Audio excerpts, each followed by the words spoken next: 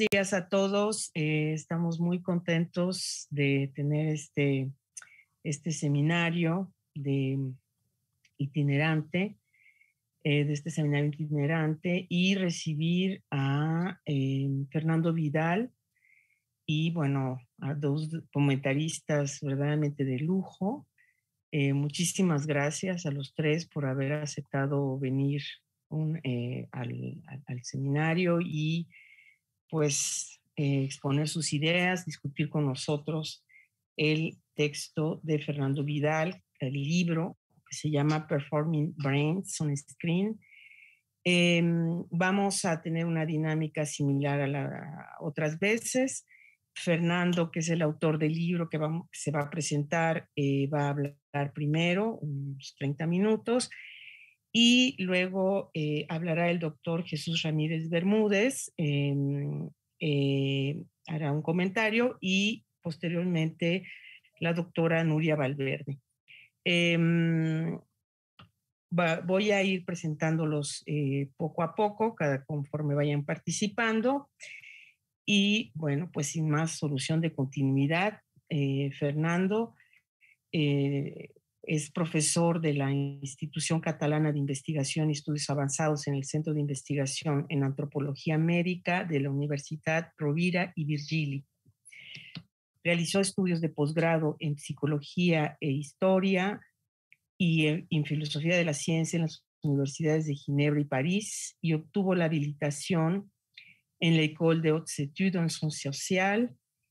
Hasta 2012 fue investigador permanente en el Instituto Max Planck de Historia de la Ciencia en Berlín. Y tras haberse dedicado por muchos años a la historia de la ciencia, a la historia de las ciencias humanas desde el Renacimiento al presente, actualmente se enfoca en la antropología médica y la fenomenología. En 2017 fue elegido miembro de la Academia Europea y en 2021 recibió el Carlson Award en reconocimiento a su extraordinaria trayectoria académica en la historia de las ciencias humanas. Algunas de sus publicaciones son Somos nuestro cerebro, la construcción del sujeto cerebral, que publicó con Francisco Ortega en Alianza 2021, The Science of the Soul, The Early Modern Origins of Psychology, de la Universidad de Chicago en 2011, The Locked-In Syndrome, Perspective from Ethics, History and Phenomenology, que salió en una special issue de la revista Neuroethics de 2020. Bueno, Fernando, pues muchísimas gracias por estar aquí, por presentar tu libro, que bueno, es un tema muy interesante para la historia de las ciencias, de la medicina y en general del arte, del cine. Pues adelante, por favor. Gracias a todas y todos, especialmente a ti, Laura, y a Carlos López Beltrán, que bueno que no puede estar hoy, por la invitación a participar a este seminario itinerante, y también, por supuesto, gracias a Nuria y a Jesús por bueno, el tiempo que le han dedicado a este libro, realmente muy generoso de su parte. En todo caso, espero que el libro les haya divertido.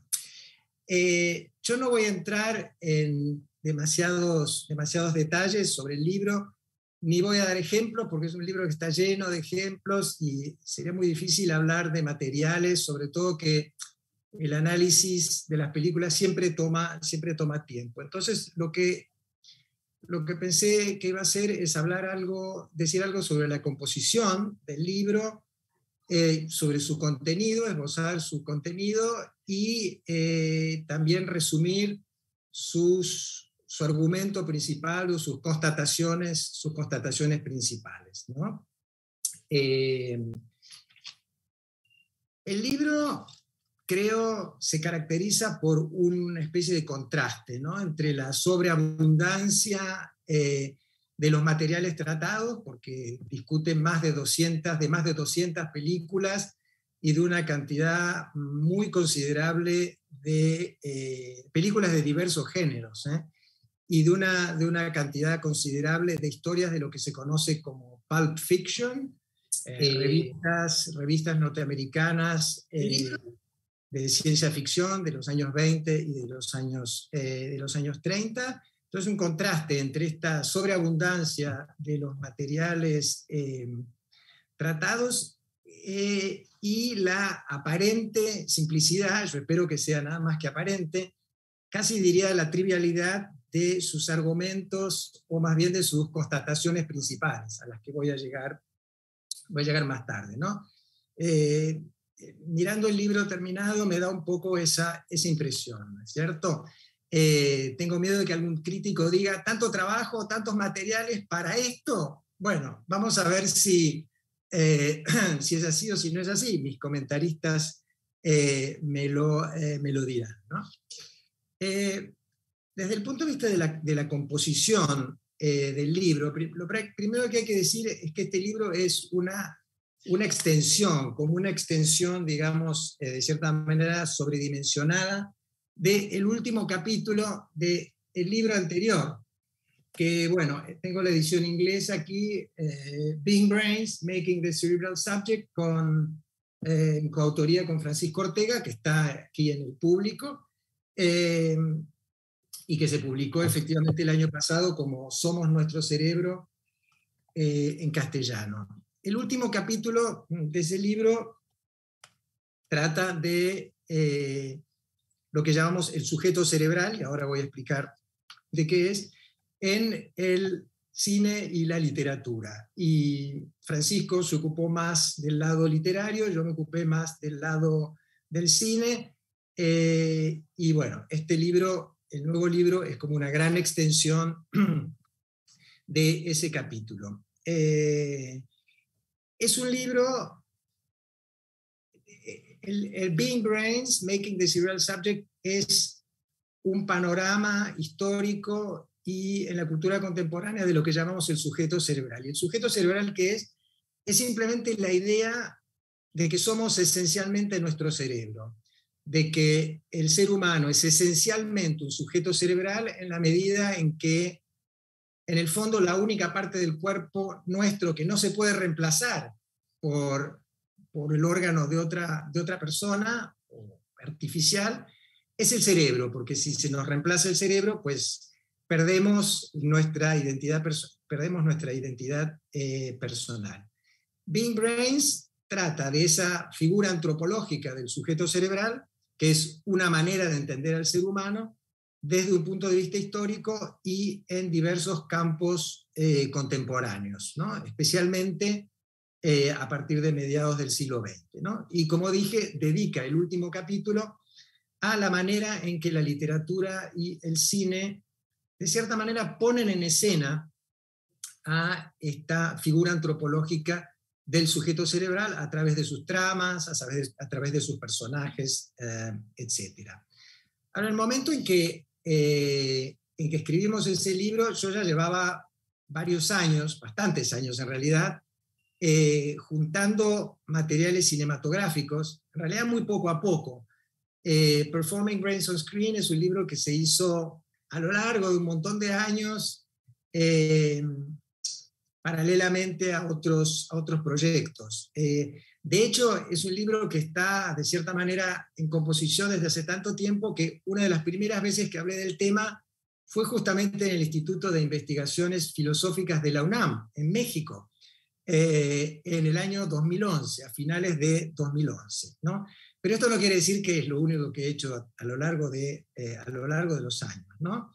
A lo largo de los años sí beneficié de muchas colaboraciones, especialmente en Río de Janeiro, de muchas conversaciones, de muchas presentaciones de diversos aspectos del tema y sobre todo de la generosidad de mucha gente que, al escuchar charlas sobre el tema o al leer algunos de los artículos que fui publicando a lo largo del tiempo, tomaron la iniciativa de agregarme material, ¿no? Decirme, ¿no viste esta película, aquella película? Tendrías que ver aquello, ¿no? Incluso mucha gente que me ha mandado ficheros, me ha mandado películas, y entonces esto ha sido una especie de, un poco como tonel sin fondo, ¿no es cierto? Es un material, un corpus de materiales que no tiene fin. De hecho, infelizmente, cuando terminé el libro, una de las primeras personas que lo vio me dijo, aquí falta tal y tal película. Bueno, pero ya, claro, yo estoy preparado para que falten películas porque es inevitable. Pero una cosa que es importante para la composición del libro es que hoy en día, 2022, se encuentran en YouTube, por ejemplo, muchísimas más de las películas que yo trabajé que cuando yo empecé, digamos, hace 10 o 12 o 13 años, ¿no? Entonces, bueno, fue una aventura interesante.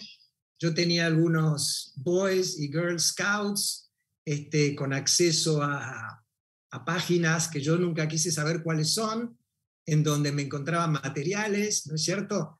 Aquí hay mucho, bueno, es un trabajo que exige mucha actividad de detective clandestino, digamos. Y le debo mucho a gente, profesionales y aficionados por la generosidad, ¿no es cierto? Entonces, bueno, a lo largo de los años sí, publiqué algunos artículos, no muchos, sobre el tema, y claro, están desarrollados, incorporados, expandidos, retrabajados, finalmente integrados en el libro, pero a una escala mucho mayor que lo que se encuentra en los artículos publicados, ¿no? En cierto momento yo me pregunté, bueno, ya tengo publicado varios artículos sobre este tema, ¿vale la pena hacer un libro? Evidentemente la respuesta que di fue afirmativa. Entre paréntesis, no les he mostrado la tapa del libro. Esta es la tapa del libro. Como ven, tiene una imagen muy poco convencional, muy imaginativa, que se la debo a uno de mis mejores amigos y más antiguos amigos, Martín Malamud, un dibujante argentino de enorme talento, que creo está por ahí en el público. No te enrojezcas, Martín, no pasa nada. Y ha hecho una tapa fantástica. Ha hecho una tapa fantástica. Ese es el libro. Bueno, entonces la pregunta sí. Llegué a la conclusión de que valía la pena dedicar un libro al tema, y creo que la razón principal por la cual me parece que valía la pena es porque a lo largo de los años tomé conciencia. Yo soy aficionado al cine, pero no soy necesariamente cinéfilo, y voy a decir que mucha de la gente que se ocupa de los tipos de materiales que yo he trabajado empiezan como aficionados, como fanáticos de ese tipo de cine de serie B o de ciencia ficción o de lo que sea, ¿no es cierto? Entonces transforman su pasión en un estudio académico, ¿no? Y yo no, yo llegué al cine a partir de, bueno, las cuestiones que trata el libro Big Brains, pero sin que el cine sea el centro, ¿no? Hoy en día ya me he transformado, ya formo parte de esa comunidad de gente que adora las películas de cine B, de serie B, las películas malas, ¿no? Lo que se llama paracinema. Pero no empecé siendo uno de ellos.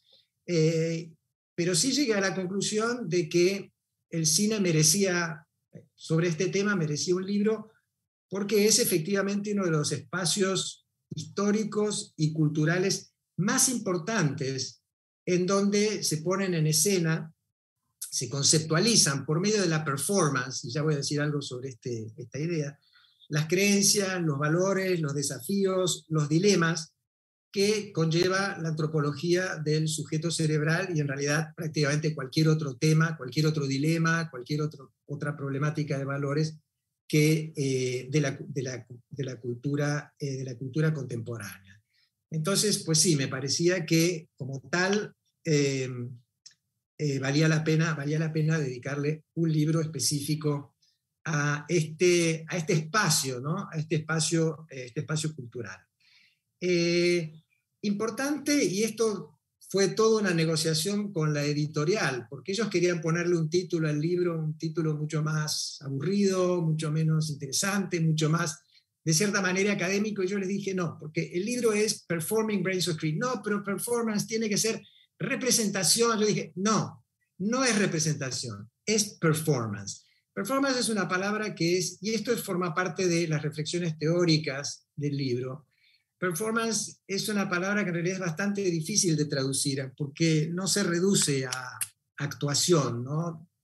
Es actuación, es puesta en escena, bueno, hay toda una serie de connotaciones. En todo caso, sobre todo lo que yo quiero transmitir al usar esta palabra es que no se trata de estudiar la representación del sujeto cerebral en el cine, ¿no? Es decir, no se trata de tratar al cine como un reflejo de una problemática o de una idea del ser humano o de una serie de problemas que existen fuera del cine, fuera de su ámbito propio, ¿no? en otro espacio, sino que se trata de poner en relieve la idea de que el cine funciona no solo como un espacio receptivo, sino como un mecanismo sociocultural activo que contribuye de manera fundamental a suscitar, a fabricar, a crear y a hacer evolucionar las creencias, los valores, los problemas, etcétera,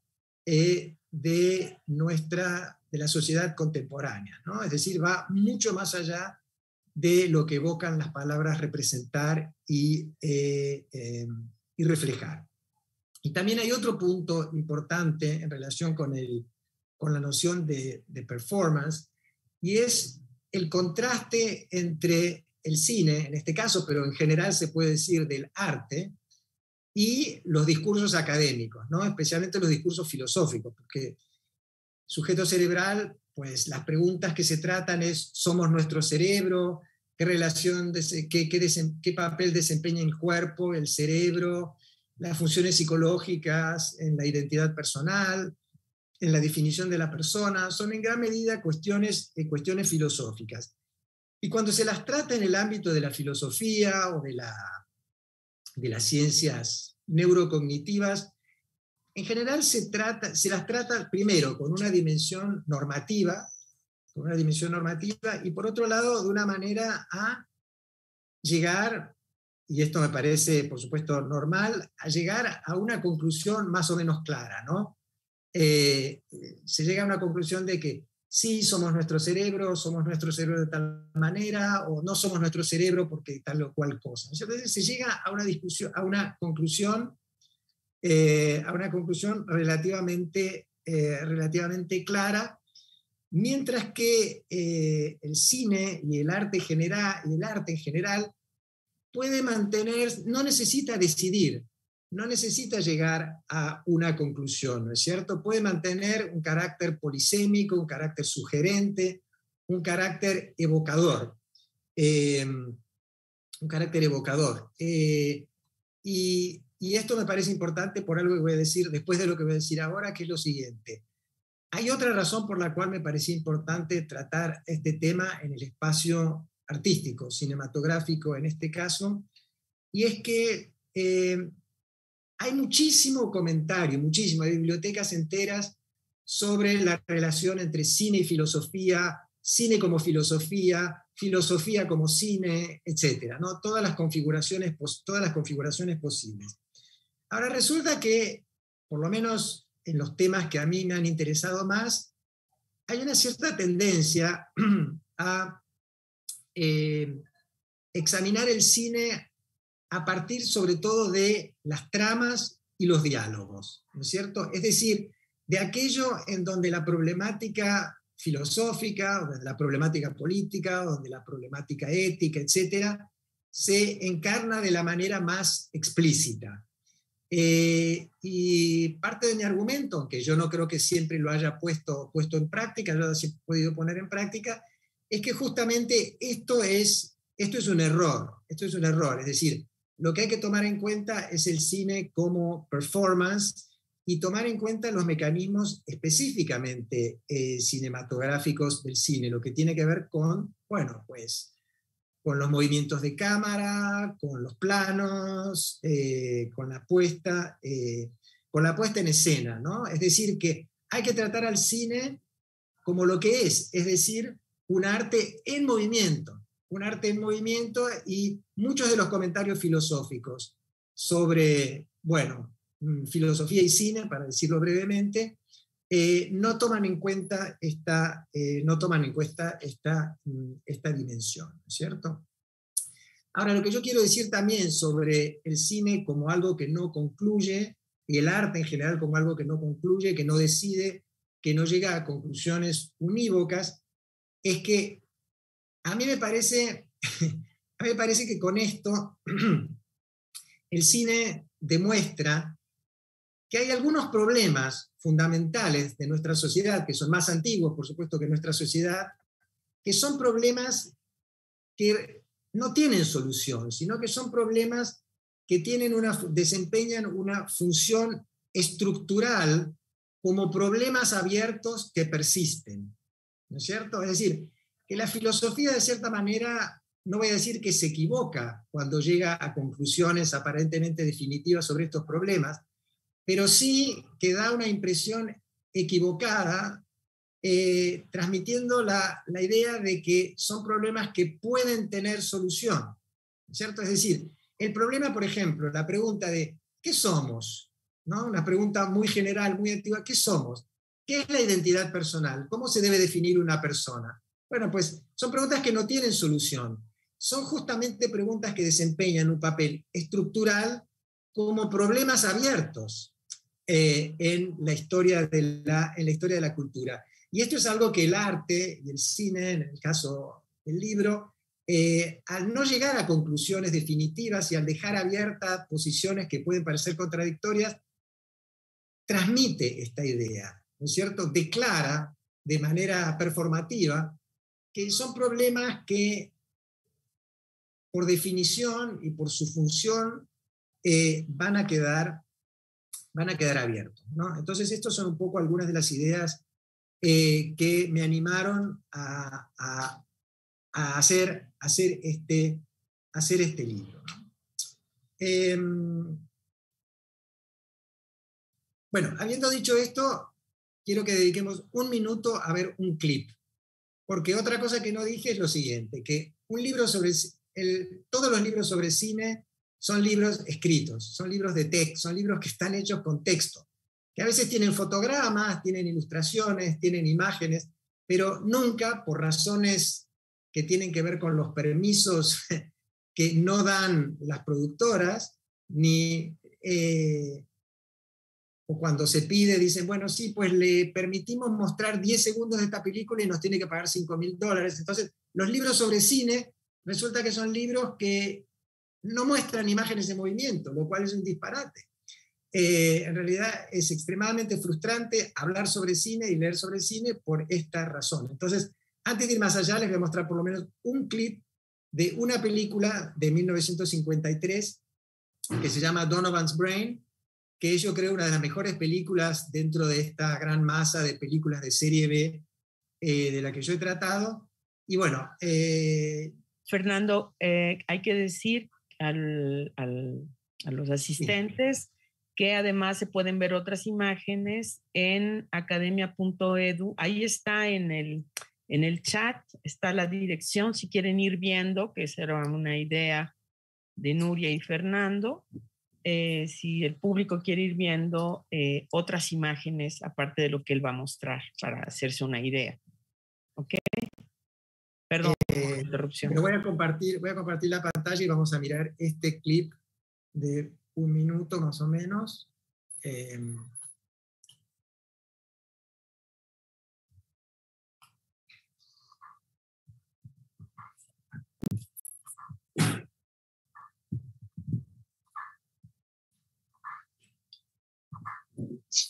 Second success of the day. Dr. Science, who plays Miracle Man on the side. Tell us why. Jan, please. 40th minute. Tissue regains color, complete recovery from surgical shock. It's simple, Frank. We have blood banks, bone banks, eye banks, corneal transplants from dead to living. Jan, arteries resuming pre-op operative state at the time. So what? Preservation of tissue is nothing new. Why risk a jail sentence for that? If this brain lives, maybe we can discover how it thinks. Impossible. It can't see, it can't hear, and it can't feel. The brain itself can't. That's why this one feels no pain, even though still alive. But this brain contains all the knowledge and experience of Warren Donovan's entire life. In other words, all his thoughts. The impulses of these thoughts then must still be alive. You're just guessing, aren't you? What do you think is registering on the oscillograph? I'm a doctor, not an electrician. For all I know, that thing would move even without the brain. Let's see, fluid level has dropped 2 millimeters. Do you suppose it could be absorbing nourishment? Promise me something, will you, pal? If anyone ever asks any questions about this, you don't even know my name. Well, see you. Where are you going? Still 11 bottles left in that case. Why don't you take them home with you? Good idea. I'm supposed to be home. Darling, what about the stew? All right now. Put in here, please. I'm not budging an inch as long as Mr. Donovan's brain is still alive.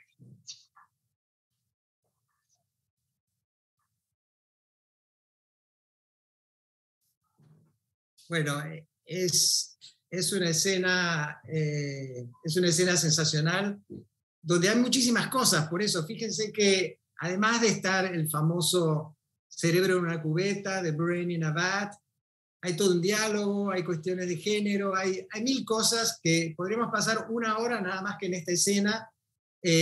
Además, hay una pequeña anécdota, que es que la actriz es la futura Mrs. Reagan, Nancy Davis. Cuesta reconocerla ahí. Tengo que cerrar la ventana porque se acaba de levantar en Barcelona una de esas tormentas bestiales, que es casi un huracán. Tengo que cerrar un par de ventanas porque si no, no vamos a poder seguir. Ya vuelvo.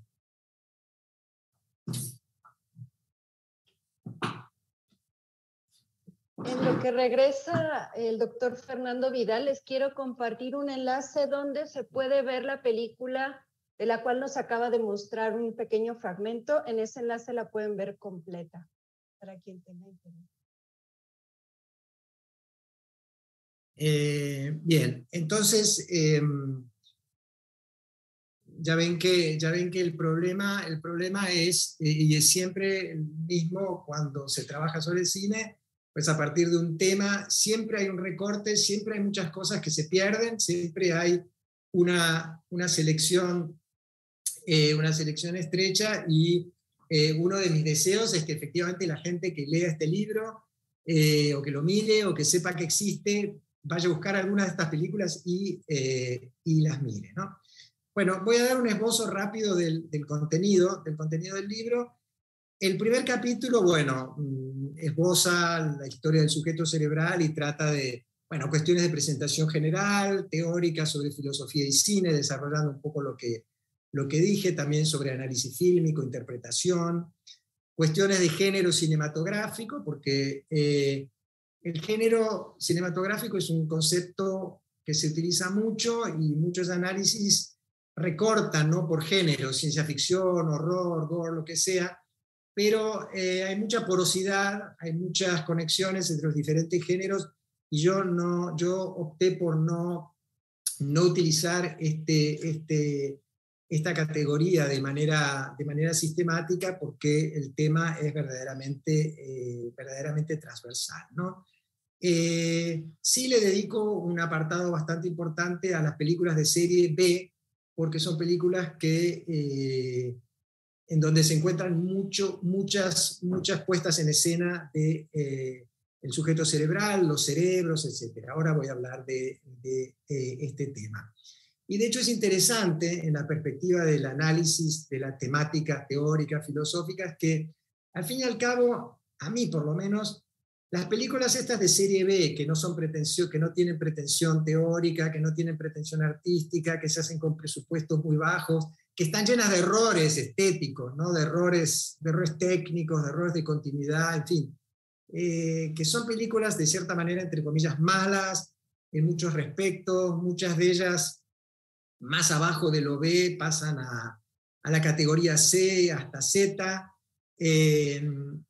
Sin embargo, acaban siendo más interesantes que las grandes producciones de Hollywood, multimillonarias, etcétera, que son mucho más obvias, que tienen un contenido mucho más obvio. The Matrix ya está pensada, o Blade Runner ya está pensada para transmitir temas filosóficos. ¿Dónde está el interés de analizar The Matrix? Como hay millones de libros. Pues es muy limitado, porque ya está todo metido ahí adentro. Entonces ya los directores le han dado a los filósofos en un plato la comida preparada y solamente tienen que ponerla en el microondas para recalentarla. Mientras que las películas de serie B exigen otro tipo de interacción, digamos, con el material. En este primer capítulo también desarrolla una crítica de lo que se conoce como el deficit model, el modelo del déficit, ¿no es cierto? Es una idea que tiene que ver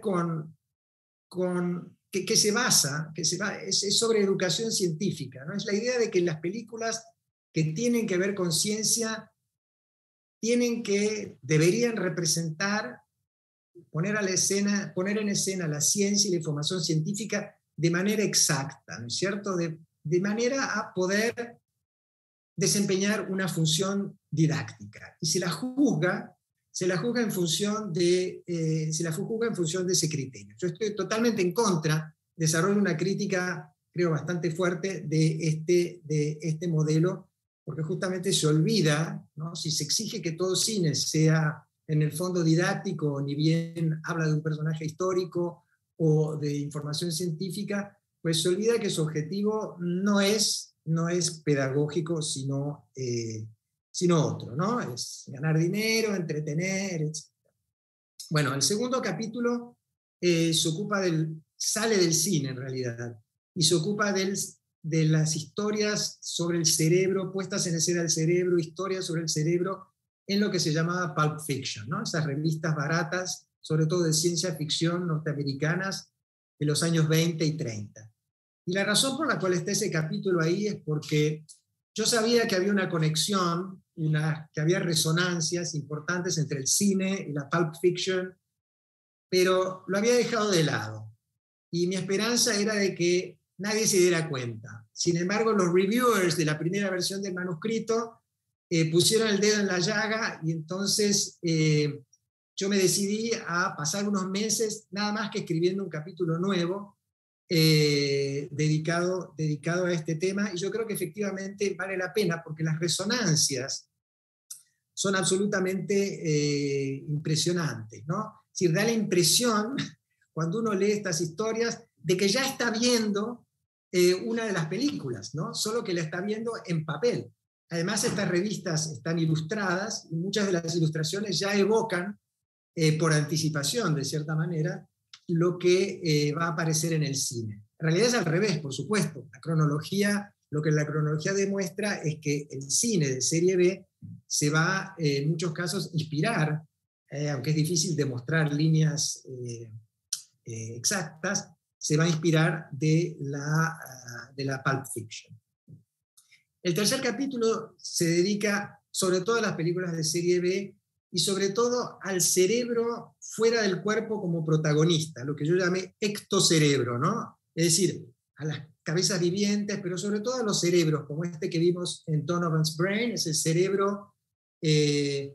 cerebro mantenido en una cubeta, ¿no? Poniendo en escena el famoso experimento mental del brain in a vat, en general esperando que se lo trasplante en algún tipo de cuerpo, pero no siempre. No siempre. Entonces aquí anticipo ya una de las observaciones o conclusiones generales del libro. Bueno, parece que ya llevo mucho tiempo de exposición. Bueno, lo voy a decir entonces después. Bueno, voy a pasar entonces muy rápidamente sobre los otros capítulos. El cuarto capítulo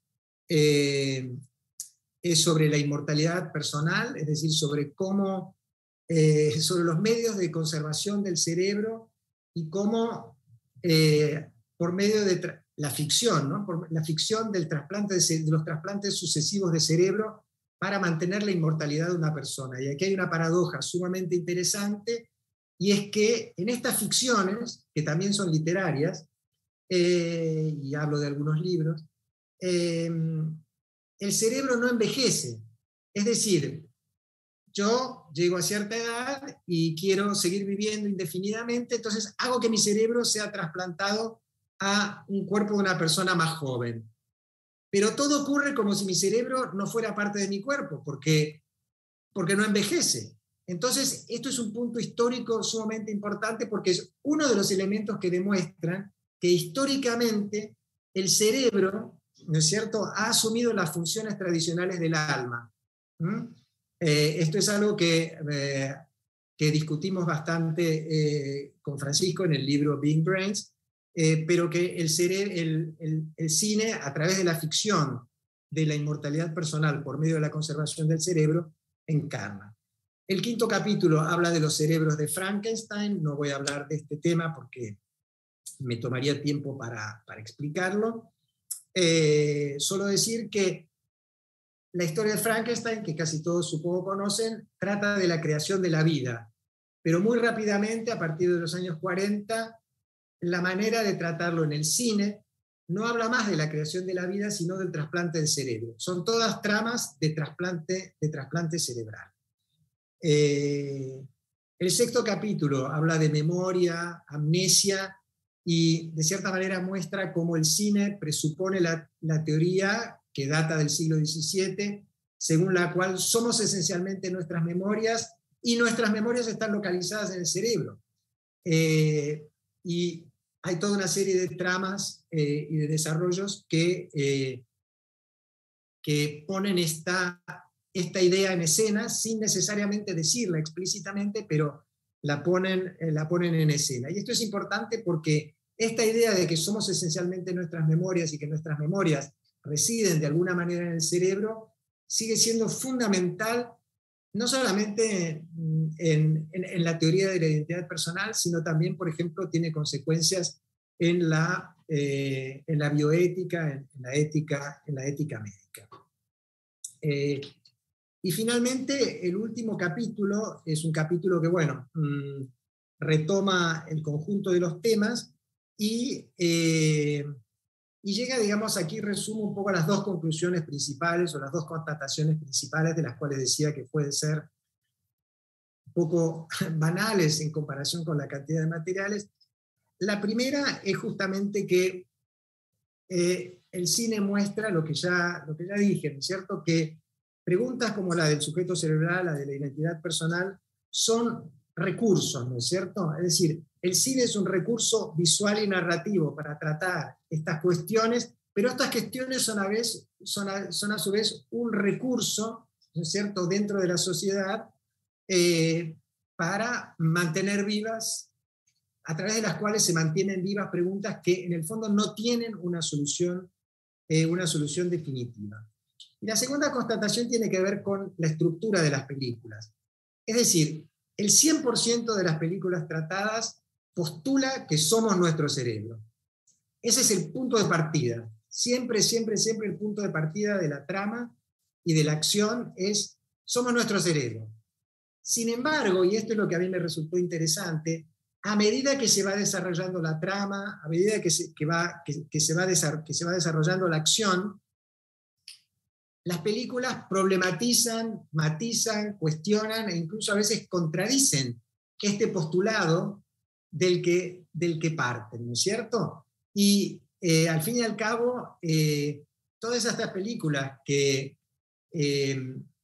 parten de la idea de que somos nuestro cerebro, solamente pueden explorar esta cuestión cuando muestran a personas enteras, ¿no es cierto? Es decir, cuando muestran a personas que tienen todo su cuerpo, por lo cual, en el fondo, para decirlo de la manera más general de todas, el cine, cuando trata esta cuestión sobre el reduccionismo cerebral y la parte del cerebro en la definición de la identidad personal y del ser persona, lo que hace fundamentalmente es recordarnos la naturaleza esencialmente encarnada y no reductible del ser humano. Entonces, es una conclusión a lo mejor un poco banal en proporción con la cantidad de materiales que llevan hasta ella.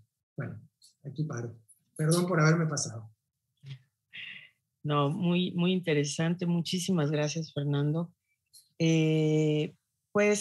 Vamos a dar paso entonces a los comentarios, a los comentaristas. El doctor Jesús Ramírez es médico especialista en neuropsiquiatría por parte del Instituto Nacional de Neurología y Neurocirugía de México. Trabaja en esa institución como clínico, investigador y profesor. Es doctor en ciencias por la UNAM y profesor de metodología científica en el programa de maestría y doctorado en ciencias médicas. En 2009 obtuvo el Premio Nacional. Ha publicado más de 90 trabajos científicos dentro del campo de neurociencias clínicas, con reconocimientos de la International Neuropsychiatric Association en 2006 y la International Conference on Bipolar Disorders en 2011. Editó el tratado Principios de Neuropsiquiatría por la Asociación Psiquiátrica Mexicana 2019 y es autor de la novela Paramnesia, editada por Penguin Random House en 2006. Y de los libros Breve Diccionario Clínico del Alma, también por Penguin Random House en 2010, Un Diccionario sin Palabras, Almadía 2016, y Depresión, La Noche Más Oscura, 2020. Estos últimos exploran las fronteras entre la narración clínica y el ensayo científico. El libro Melancolía Creativa, también Penguin Random House, de 2022, es muy reciente, estudia los vínculos entre el dolor social y la creatividad literaria. Bueno, doctor Jesús Ramírez, pues muchas gracias por estar aquí de nuevo y adelante con su comentario. No lo escuchamos, está... Muchísimas gracias, Laura. ¿Me escuchan bien? Ya, muy bien. Sí, le agradezco la presentación y también a Angélica Morales la invitación. Pues para mí es una ocasión formidable para, digamos que poner un poco someter a discusión, en efecto, ¿no? Los discursos en los que yo estoy metido, digamos que son discursos académicos del campo de la neurociencia y de la medicina, que son, digamos, los dos campos que yo cultivo, y con estos otros discursos, ¿no? que ustedes están ahora proponiendo desde el campo de la antropología médica, el campo de la psicología y la fenomenología, la filosofía de la historia y ahora la filosofía del cine también, como entiendo que lo ha venido desarrollando Fernando Vidal, y que ciertamente todo esto pues se cristaliza, ¿verdad? En este nuevo libro, Performing Brains on Screen, libro que ahora presentamos aquí en el Seminario Itinerante de Historia, al que me siento muy honrado de haber sido invitado.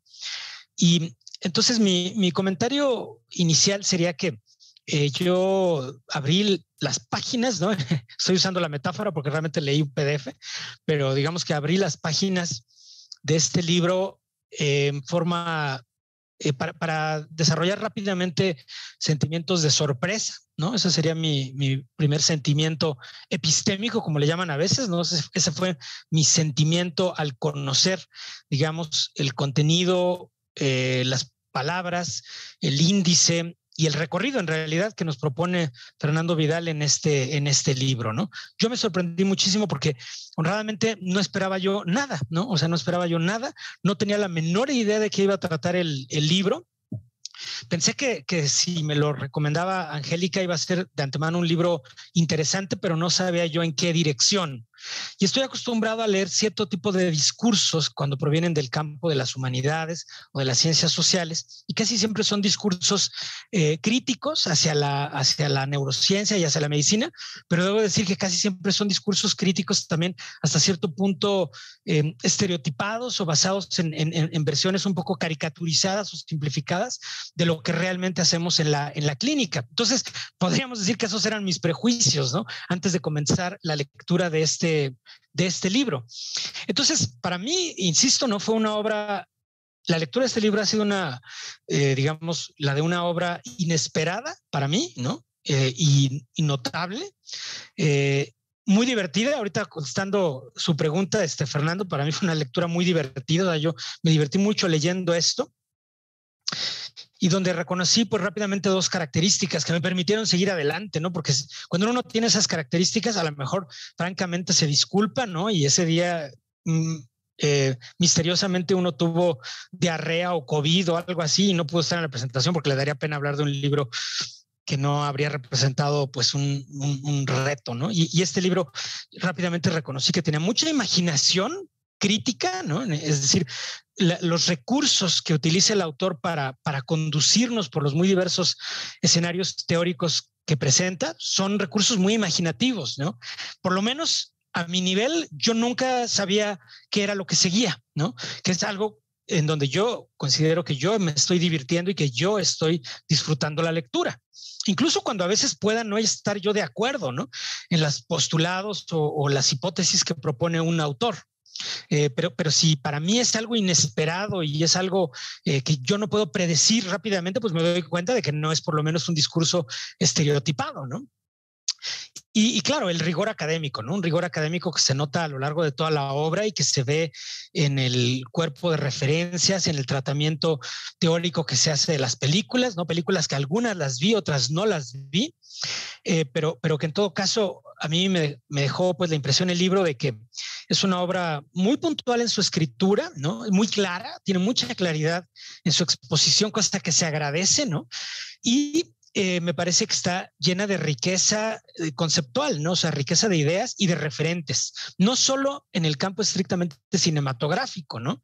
En el cual no soy experto, sino en general en el, ¿cómo diré? En el mural, ¿no? Que nos presenta de la cultura contemporánea. Yo creo que a ese nivel que pues ninguno de nosotros tiene ninguna posición privilegiada, yo diría que el libro tiene una gran riqueza, ¿no? De imágenes, matices, ideas, símbolos, etcétera. Un poco sobre mi background para entender mejor desde dónde estoy hablando todo esto, pues en efecto me dedico a la medicina, ¿no? Y en particular a la medicina del sistema nervioso en el Instituto Nacional de Neurología. Aquí hacemos neurociencia clínica, yo hago práctica neuropsiquiátrica, o sea, la frontera un poco inestable entre la neurología y la psiquiatría, donde muchas de estas preguntas teóricas también se ponen en escena en otra forma, ¿no? En la forma de problemas clínicos que son como acertijos y que requieren una solución. Pero también tengo un background, digamos, como lector, ¿no? Y a veces hasta escritor de ciencia ficción dentro de este género que yo, por mi cuenta, ¿no? En forma así un poco de amateur, yo le llamaba como la neurociencia ficción, ¿no? La neurociencia ficción, género que a veces cultivé como amateur, ¿no? O hasta publiqué alguna novela al respecto, pero que sobre todo yo pues fui lector de este género, ¿no? En el campo de la ciencia ficción, sobre todo anglosajona, ¿no? Pero no nada más anglosajona, de pronto también rusa o francesa o de lengua española, ¿no?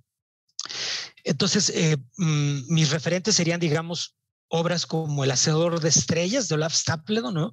Una preciosa obra filosófica de este pensador comunista inglés de la primera mitad del siglo XX, donde se hace una gran visión panorámica de las múltiples formas de la inteligencia en una obra especulativa comparable al Primero Sueño de Sor Juana u obras de esa naturaleza, ¿no? Que reflexionan acerca de esas preguntas abiertas, ahora de las que nos hablaba Fernando, y que en particular yo lo vería como un punto, una encrucijada muy interesante, ¿no?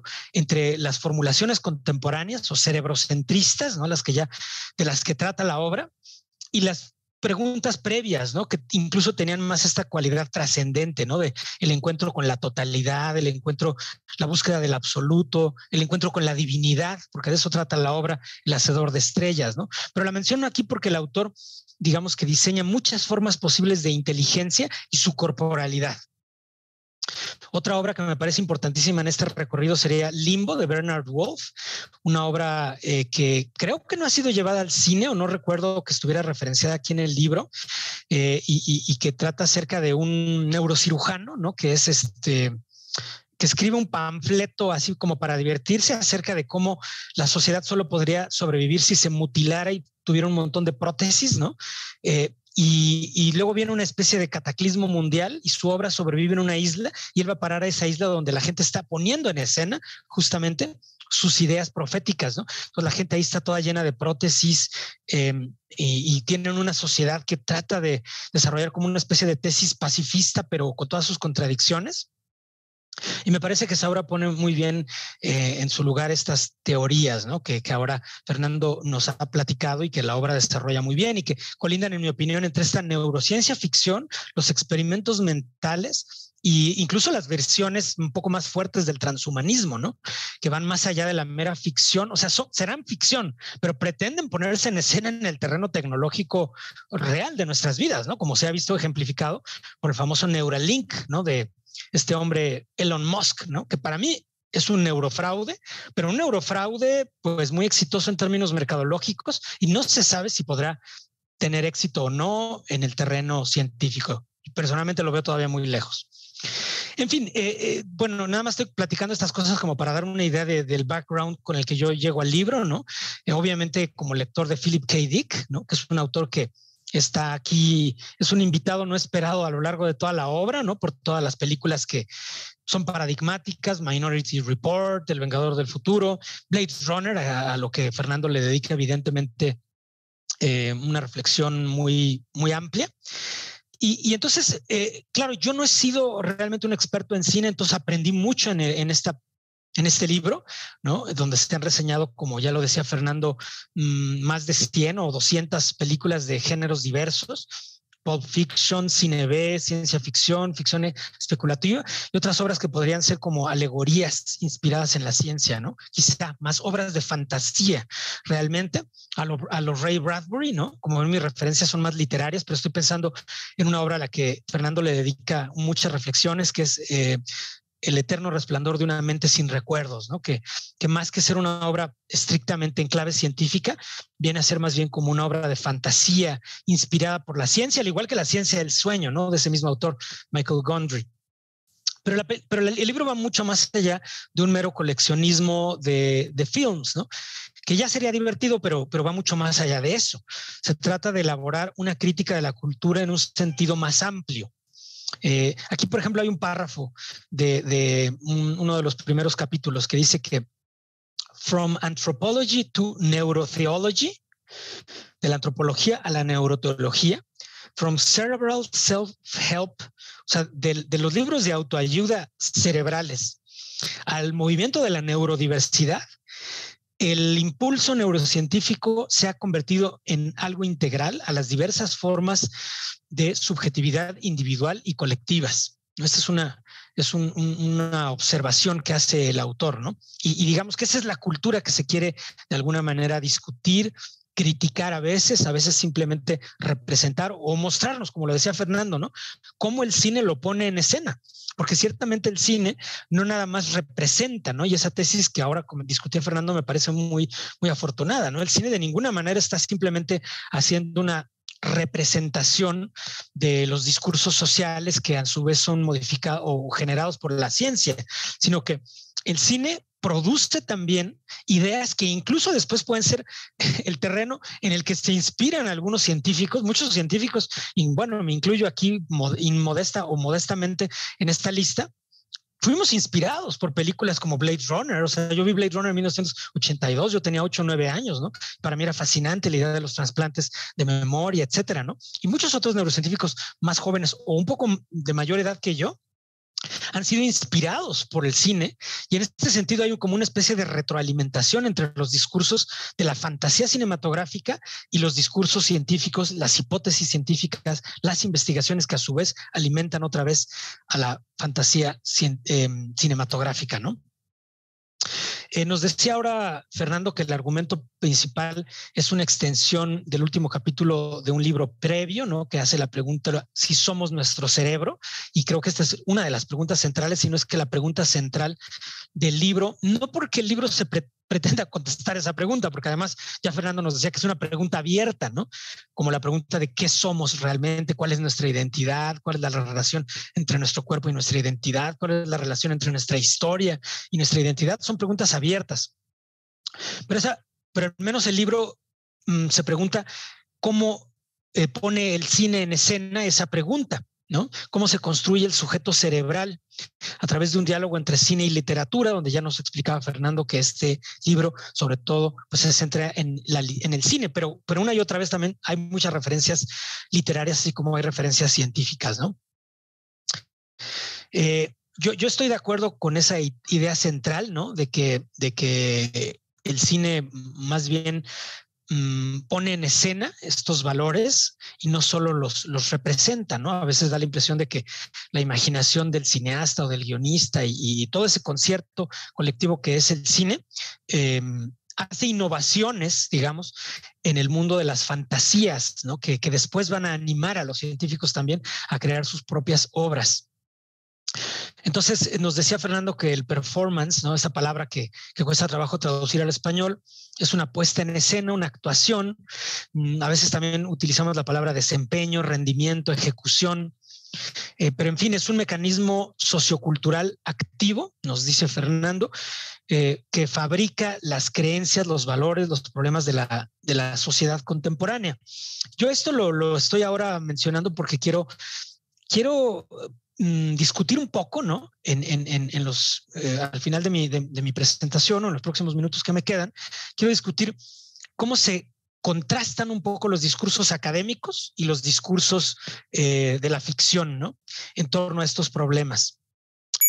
Porque el libro, pues, discute cómo se ha fabricado, ¿no? Esta perspectiva cerebrocentrista y lo que el cine ha jugado en ello, ¿no? O sea, hasta qué punto el cine ha jugado un papel en la fabricación de ese cerebrocentrismo que ciertamente está representado por las neurociencias también, ¿no? El autor cita a Gazzaniga, ¿no? Cuando dice: "A simple fact that brain transplantation fiction makes it clear that you are your brain", ¿no? Entonces ese es el problema principal. ¿Realmente somos o no somos nuestro cerebro? El autor discute desde Descartes, John Locke. Me sorprendí mucho leyendo las referencias a Charles Bonnet. Felicidades, me parece una gran referencia porque Charles Bonnet justo representa la encrucijada entre la filosofía precientífica y una filosofía ya neurocientífica propiamente dicha, ¿no? Se discuten temas como la cirugía de trasplantes, el famoso brain in a vat, el transhumanismo y el lugar que ocupa el cerebro en la cultura contemporánea, donde ciertamente ha reemplazado al alma en su potencia simbólica, ¿no?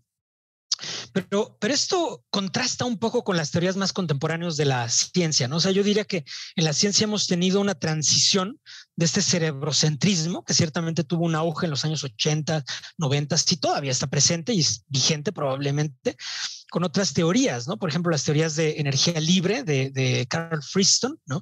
La teoría conocida como Active Inference o Predictive Processing, ¿no? Que plantea un poco de cómo la cognición emerge de la necesidad de la supervivencia, ¿no? De la supervivencia que se ve desde las células individuales, ¿no? Y este tipo de teorías se conectan con perspectivas enactivas o de neurociencia corporeizada, donde no se concibe ya la actividad del sistema nervioso como algo aislado, ¿no? Del resto del organismo, sino enraizado completamente en nuestra corporalidad, y donde además es muy difícil saber en qué punto empieza el proceso y en qué punto acaba, ¿no? O sea, hablando de la corporalidad extracerebral. Por ejemplo, los procesos de memoria, ¿no? Que son un capítulo central del libro de Fernando. Es muy difícil saber si los engramas de la memoria se circunscriben a las redes cerebrales del hipocampo, etcétera, ¿no? O se continúan en otros procesos epigenéticos que están representados en el resto de nuestro cuerpo, en procesos inmunológicos, en procesos endocrinos, ¿no? Donde también hay procesos de señalización y cambios moleculares que responden al aprendizaje, ¿no? Y a los procesos de individuación. Entonces, estas perspectivas enactivas, ecológicas, ¿no? Son, digamos, más contextuales, más históricas, más corporeizadas, ¿no? Y de alguna manera rebasan, ¿no? El nivel del cerebrocentrismo. Y yo me pregunto en ese sentido, ¿cómo serán asimilados después, ¿no? En la ficción cinematográfica? ¿En qué forma van a inspirar nuevas ficciones? ¿Y en qué forma esas nuevas ficciones también entrarán al terreno de la ciencia, ¿no? Termino con un pequeño comentario acerca de uno de los temas centrales, ¿no?, del libro, que es el problema de la memoria y de la identidad personal, que pues sí, a mí es uno de los problemas que más me ha interesado y que Fernando desarrolla en forma muy original a partir de ficciones como Blade Runner, Memento, The Eternal Sunshine, y donde... Claro, yo creo que esta idea, ¿no?, de los trasplantes de memoria o implantes de memoria es muy perturbadora. Yo creo que a muchos de nosotros nos produjo una gran curiosidad, ¿no?, desde que apareció, una gran curiosidad especulativa, ¿no?, si sería posible algo así algún día, ¿no?, cómo podría realizarse esto, esa famosa escena de Blade Runner, ¿no?, en la que Rick Deckard, ¿no?, le dice a esta chica, ¿no?, a la replicante, ¿no?, con la que está sosteniendo una relación romántica o prerromántica. Ella cuenta de cómo vio una araña, algo parecido, ¿no? Y él le dice que la desengaña, ¿no?, que son trasplantes de memoria de la sobrina del dueño de la compañía o algo así, que fueron implantados, y sin embargo esos recuerdos formaban parte de su identidad personal, ¿no? Eran claves de identidad, como se diría en algún sentido, ¿no? Sin embargo, hoy en día algunas teorías del self que yo creo que vale la pena de discutir también, como las teorías de Neil Seth en su libro Being You, o de Antonio Damasio en su libro The Feeling of What Happens, ¿no?, nos plantea de cómo el sentido del self, el sentido de presencia corporal que aparece en todo acto de conocimiento, ¿no?, están enraizados, digamos, en nuestra interocepción, y nuestra interocepción está enraizada en ese sentido de vitalidad que emerge de cada una de nuestras células, ¿no?, donde otra vez es muy difícil encontrar el punto que separa, digamos, lo neural de lo preneural, ¿no?, en nuestra corporalidad, y entendiendo a su vez que el cuerpo, ¿no?, el organismo está inmerso en un entorno que lo transforma, ¿no?, lo transforma en cada acto de interacción. Entonces, bueno, estas teorías, digamos, contemporáneas, pues me interesará mucho ver cómo pueden realizarse, ¿no?, en las ficciones cinematográficas. Finalmente, me ha gustado mucho el recorrido que ha hecho Fernando en este contraste entre discursos académicos y cinematográficos, y sobre todo esta idea central, ¿no?, de que el arte en general, aquí el cine en particular, pero en mi campo me interesa mucho la discusión en el terreno de la literatura, ¿no? ¿Qué es lo que puede aportar la literatura o el cine o las artes en general a esta gran discusión epistémica y ontológica y metafísica, ¿no?, de las relaciones cuerpo-cerebro, de las relaciones cuerpo-mente, del alma, etcétera, de la identidad? Pues es sobre todo mantener vivo ese vigor y esa vitalidad de la pregunta original, ¿no? O sea, de estas preguntas que el arte o el cine mantienen como problemas abiertos, ¿no? Y que en ese sentido se vuelven como, en mi opinión, ¿no?, como hasta cierto punto mecanismos de autoprotección, ¿no?, de nuestra cultura en contra de versiones totalitarias o autoritarias, ¿no?, de esto, ¿no? O sea, no se puede llegar a una conclusión ni científica ni filosófica porque el arte, la literatura o el cine van siempre manteniendo viva la pregunta, recontextualizándola, ¿no?, mediante la narración, mediante los ejercicios imaginativos de la ficción. Entonces, bueno, ese sería mi comentario final. Yo pues simplemente le agradezco mucho a este seminario itinerante, a Angélica y muy en particular a Fernando por esta obra que para mí fue muy inesperada, muy enriquecedora, y pues muchas felicidades, enhorabuena. Muchísimas gracias, Jesús. Realmente muy interesante su punto de vista. Bueno, ya Fernando responderá, tendrá unos minutos. Vamos a pasar con Nuria Valverde. Muchas gracias, Nuria, otra vez. Un gran gusto verte, aunque sea por Zoom. Ella es doctora en filosofía por la Universidad Autónoma de Madrid. Actualmente es investigadora científica en el Instituto de Filosofía de Ciencias Humanas del CSIC. Sus intereses científicos están marcados por una fascinación por los compromisos éticos, epistémicos, políticos, ontológicos que adquirimos a través de la tecnología. Entre 2005 y 2008 trabajó como investigadora en el Instituto de Historia del CSIC de Madrid, realizando breves estancias de investigación en el Instituto Max Planck de Historia de la Ciencia en Berlín, el Department of History of Science de la Universidad de Harvard, de Bakken Library de Minneapolis. Durante los últimos 11 años trabajó, tuvimos la fortuna de ser colegas, bueno, porque estuvo aquí en México como profesora investigadora en el Departamento de Humanidades en la Universidad Autónoma Metropolitana de Coajimalpa. Actualmente dirige con Santiago Negrete el proyecto CONACYT, Exploración de Creatividad Relacional No Antropocéntrica. También es directora del proyecto financiado por la Fundación BBVA Rewilding, Éticas Ambientales y Epistemología Política de la, entre paréntesis, no intervención. Y entre sus publicaciones más recientes está la coordinación del monográfico Inteligencia Artificial y Nuevas Éticas de la Convivencia, aparecido en Arbor 2021, los textos Preserved Words, Vulnerability, Ontology and the Logic of Standards de 2020 y otro que se llama A Line of Touch, Liminality and Environment in 18th Century Spanish Empire, aparecido en The Routledge Companion to Hispanic Enlightenment en 2019. Pues Nuria, bueno, tiene muchas otras publicaciones, no las vamos a mencionar. Queremos oír su comentario. Muchas gracias, Nuria. Adelante. Pues muchas gracias a Itinerante en general, muchas gracias a ti, Laura, a Carlos, por invitarme, a Fernando por escribir este libro, que es, como dice Jesús, un libro muy divertido, porque Fernando tiene un toque irónico que lo, digamos, que generaliza en toda la escritura y está muy bien. No es, sin embargo, un libro fácil, ¿no? Es un libro que te obliga a estar constantemente, o sea, con un pie en el texto y otro pie fuera, ¿no? Como si expandiera sus raíces rizomáticas que te van llevando siempre a otro lado y a otras reflexiones. A mí la lectura me recordó, aunque puede parecer muy extraño, un libro de Raymond Queneau que se llama Ejercicios de estilo, que no es tal vez el más conocido de Queneau, pero donde la misma historia se repite con distintos estilos expresivos y literarios y cada una de sus repeticiones produce algo diferente, ¿no?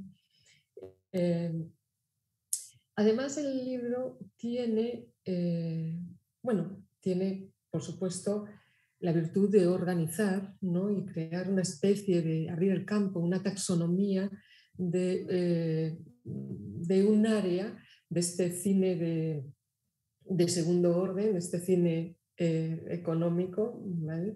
Como las colecciones de serie B. Y esta propuesta taxonómica te pone como también en el lugar del visitante a un jardín botánico, ¿no? Donde generalmente cuando uno no es especialista en la taxonomía, lo que surgen son las asociaciones por contigüidad y también por características entre las plantas que emergen en el jardín. Pero tiene además tesis muy fuertes. Una de las que me llamó la atención es que en el año 36 Fernando considera que ya estaba, por así decirlo, los temas principales de este subgénero en torno al cerebro y la personalidad ya estaban pergeñados, ya digamos que se propone la colección de los problemas que después van a dar pie a una variación y a un análisis de esas variaciones. En 1950, a partir de 1950 y coincidiendo con estos periodos, con el periodo de la Guerra Fría, el cerebro va a cobrar este sentido político del temor al control y a la manipulación.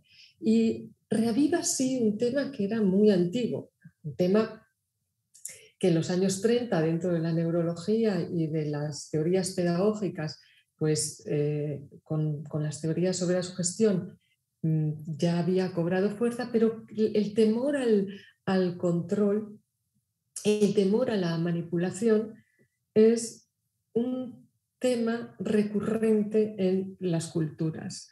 Y Fernando lo sabe muy bien porque ha trabajado, entre otras cosas, estos aspectos de la religión, los aspectos culturales asociados a la religión, que van desde el milagro hasta pues, la posesión demoníaca, ¿no? Bien, lo interesante entonces es cómo a través de todo este campo, ¿por qué el cerebro se va a convertir en el eje de la vulnerabilidad, ¿vale?, del sujeto? Antes de Locke, los sujetos desconfiaban de sus intenciones. Quiero decir, los primeros que se manipulan somos nosotros mismos, ¿no? Nos autoengañamos. Y el autoengaño era más poderoso que la posibilidad de que un tercero o un otro te manipulara. Pero de repente, con la teoría de la conciencia, el sujeto asume que quien mejor se conoce es él y todo lo que incide en uno puede convertirse en un riesgo para la manipulación. Esa es una de las vías de un proceso que no fue en absoluto lineal y que además se vio acompañado por consideraciones muy elaboradas sobre el sistema nervioso como interfaz entre el cuerpo y el alma. Pero a esto se llega, a esa idea del sistema nervioso como interfaz, que independientemente de Descartes y la glándula pineal, a finales del siglo XIX.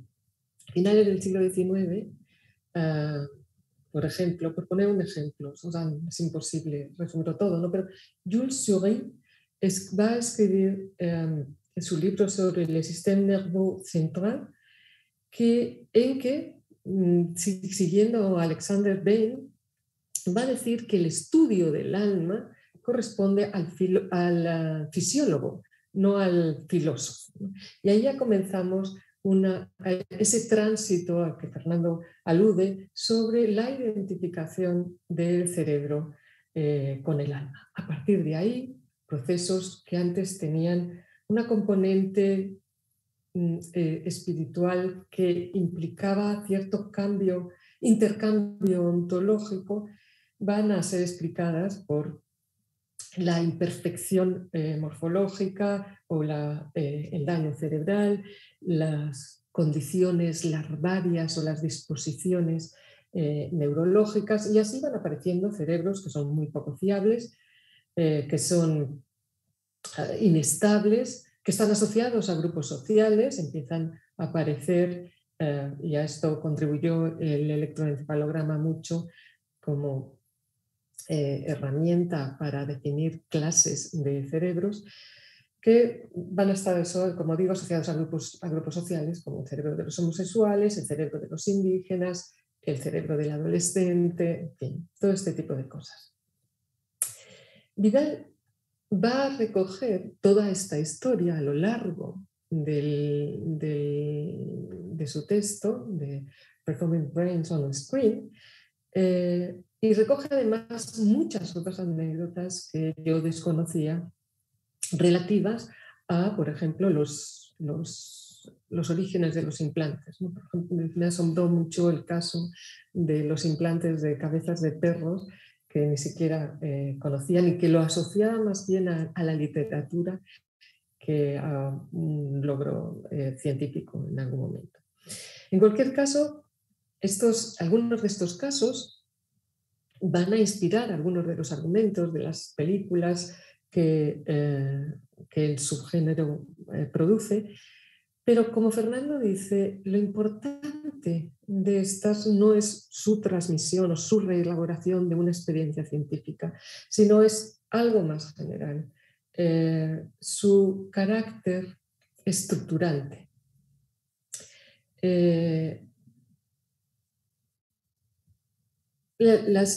Por un lado, va a estructurar, este tipo de películas, estructura nuestra forma de experimentar la identidad o nuestra forma de experimentar los riesgos de la pérdida de identidad a partir de posibilidades técnicas y narrativas, unas más viables, otras menos viables, pero que nos van a sumergir constantemente en el ejercicio de la interpretación, en el ejercicio de dónde me ubica esta narrativa.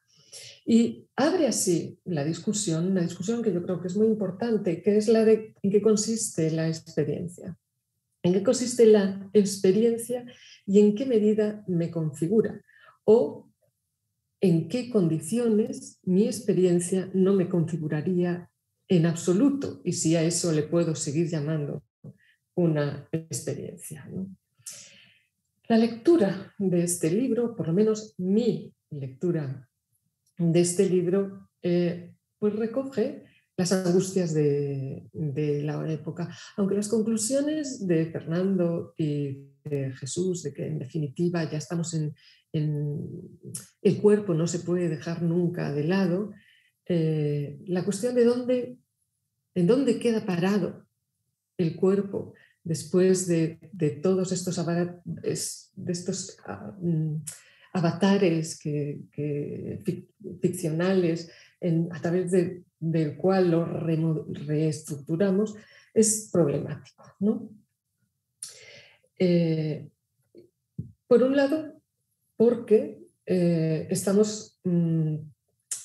nuestra época está asociada a una acumulación propia de la posmodernidad de fragmentos, ¿no?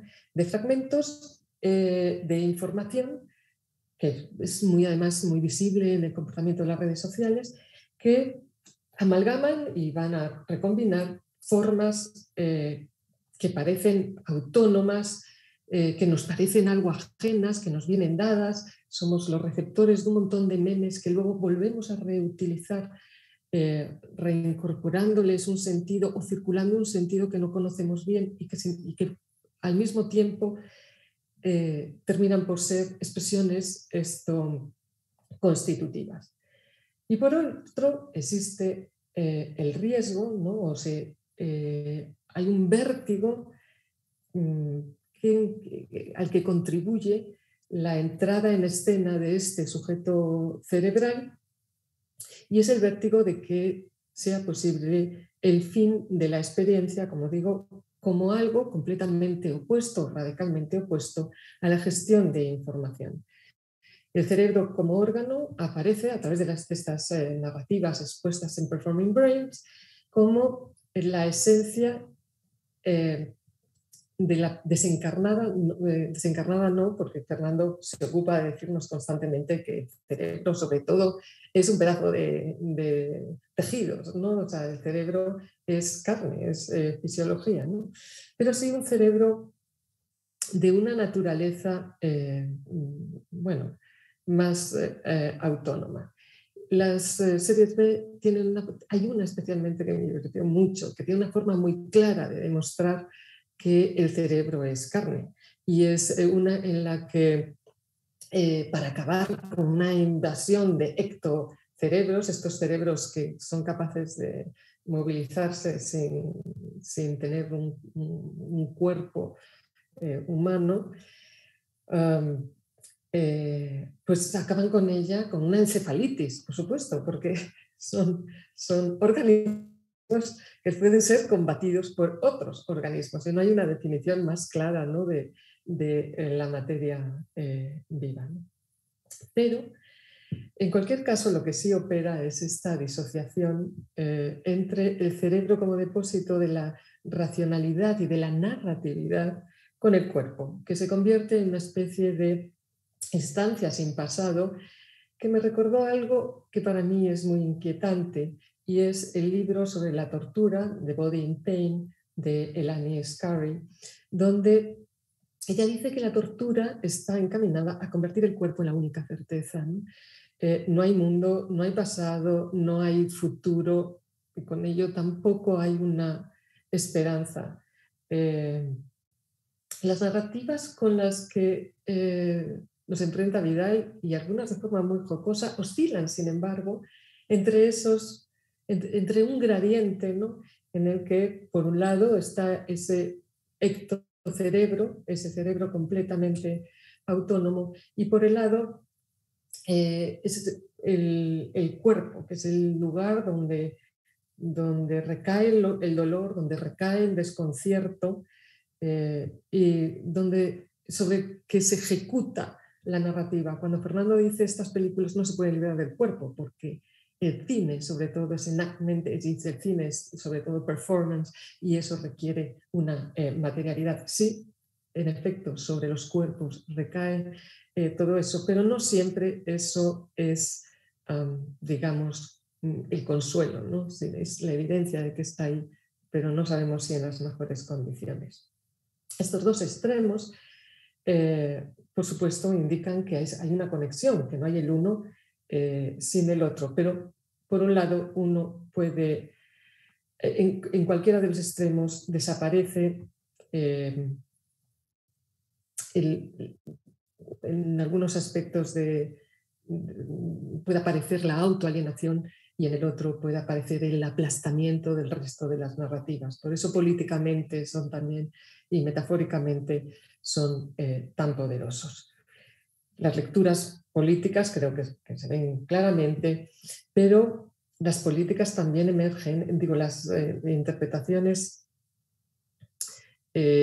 también emergen de las transformaciones que se proponen, ¿no? Transformaciones sobre la concepción de la memoria, sobre su función social y comunal, una vez que se hace recaer sobre este órgano, sobre el cerebro, el locus único de la memoria, y por otra parte se convierte a la memoria en algo susceptible de disciplina de datos, ¿no? de ser tratado con una disciplina de tratamiento, con unas prácticas de tratamiento de datos. Fernando Vidal lleva años explorando las condiciones en las que surge y se ha consolidado, hasta cierto punto, por supuesto, el sujeto cerebral. En el último de sus libros, en el que escribe con Francisco Ortega, Being Brain, los autores dicen que la convicción de que los individuos se constituyen sobre esta identificación con el cerebro siempre depende de las circunstancias, ¿verdad? Porque nunca somos un único tipo de sujeto, y cómo nos definamos, cada vez que nos definimos, va a abrir distintas perspectivas sobre las políticas del cuerpo que se pueden aplicar, que se pueden desplegar. Y una de las cosas que muestra Performing Brain es efectivamente que el sujeto tiene un carácter titubeante, ¿no? No es posible resolver ni dónde está la personalidad, ni qué es la personalidad, ni qué es el sujeto, ni su grado de autonomía. Y esto es raro que se diga desde la filosofía, pero es bastante, bueno, ya es un discurso consolidado, ¿no? Preguntas sobre la identidad y la esencia humana. Y sobre todo no se puede decantar, es imposible decantarse a favor de una concepción de la personalidad.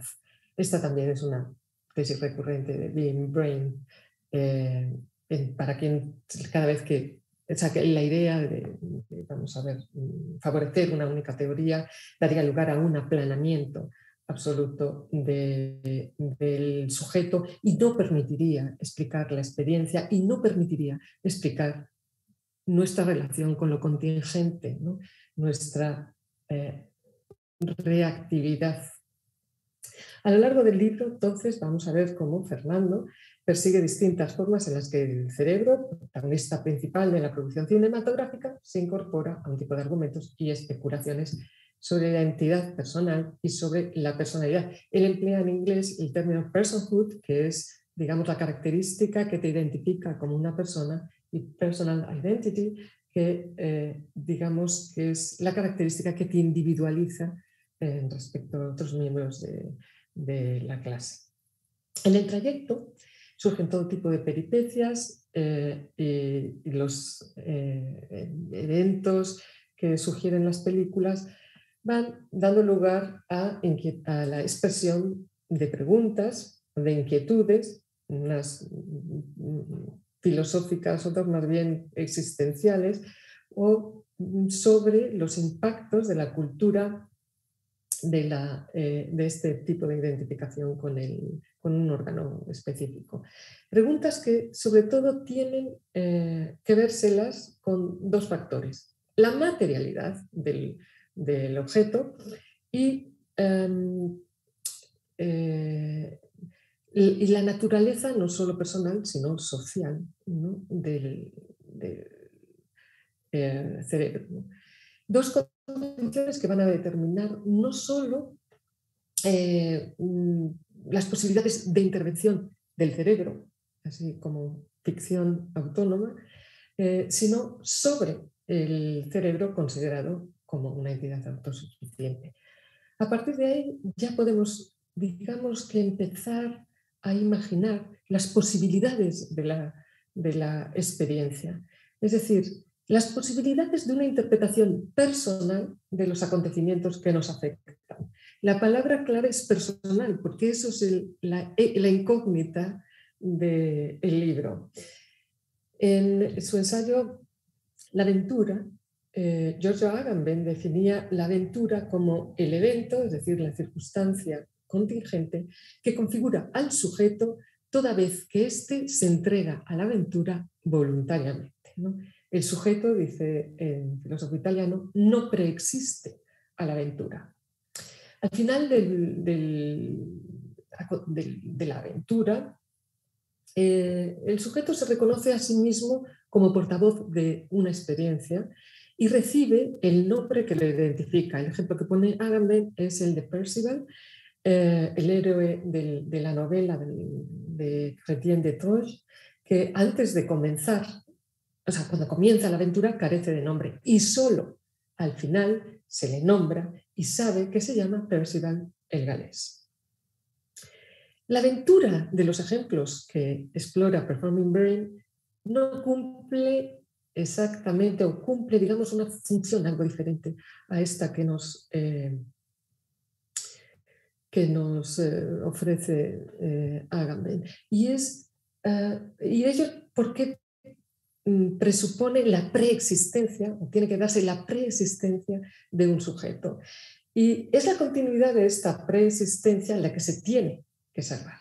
Son aventuras, además, que tienen lugar en el cerebro, o mejor, que intentan hacer del cerebro un lugar, ¿no? Y en aventuras, y esto es su sentido fuerte de aventura, en el que los personajes adquieren identidad en la acción y por eso son performativos, por eso son performing brain. Al mismo tiempo, todos ellos se van a estructurar sobre una tensión fundamental que resulta de la combinación entre su calidad de experimento mental, cuyo resultado se aplicaría a sujetos de una misma clase, que es lo que hace un experimento, y la peripecia, que es absolutamente individual. Están los dos factores. Yo creo que este es un acierto para mí muy revelador, plantear toda esta ficción como experimento mental, porque nos da unas claves de, primero, porque nos proyectamos y nos sentimos tan identificados, y después cómo es posible salvarse del resultado del experimento, porque combinan una noción de aventurera con esta otra noción de racionalización experimental. Pero lo que sucede entonces es que nunca está claro si los personajes están buscando algo o son objeto del destino. No siempre está claro. No hay un límite claro tampoco entre la experiencia voluntariamente aceptada, a la que se refiere Agamben, y la experiencia transpuesta, la experiencia injertada, aquella que emana de las manipulaciones que se proponen. Y de hecho, el libro todo el rato te está dejando ver un trasiego constante de un lado para otro entre los caracteres clásicos, que pueden ser el científico, pero también la criatura, el monstruo, y que tienen un carácter integral, ¿no? Son elementos, personajes en los que nos reconocemos. Básicamente contables porque... Sí, pues ya. Bueno, son personajes con los que nos podemos identificar mejor y otros personajes que, siendo verosímiles o que pueden alcanzar un cierto grado de verosimilitud, como ese brain in the bath, ese cerebro en la cubeta, no nos podemos identificar con ello. Y por último, también nos hace ver efectivamente los tránsitos constantes entre la aventura y el destino, ¿no? Tal vez la historia de Frankenstein, tal como la narra Fernando, se deja ver muy claramente. Frankenstein es el producto de una aventura y es un sujeto que se tiene que aventurar a relacionarse con otros, ¿no? Y con el paso de tiempo se va convirtiendo en un elemento que está sujeto a un destino que está impuesto radicalmente por un cerebro criminal, generalmente un cerebro dañado. Y entonces toda la actividad que se le atribuía a la criatura como un sujeto que estaba enfrentado a su condición perpetuamente infantil, sin lenguaje, con una movilidad inexpresiva, se va a desplazar al cerebro y este va a ser el que actúa y puede hacerlo en virtud de su capacidad de transmitir información. La tesis del libro, por supuesto, es que el proceso de desplazamiento siempre fracasa. Por así decirlo, el experimento nunca puede con la aventura. Hay un baile constante en los... Entonces son muchas películas. Por supuesto, yo no las he visto todas. Es decir, no he visto ni una pequeña parte de ellas, pero solo los títulos te van dando, leerlos, te dan dando una idea de las variaciones de las versiones y cómo al variar el título se pone en evidencia también una inestabilidad. O sea, no se ve claro quién es exactamente el personaje, sobre quién recae la voluntad, sobre quién la personalidad, quién es exactamente el que está corriendo la aventura y quién es el sujeto de un destino.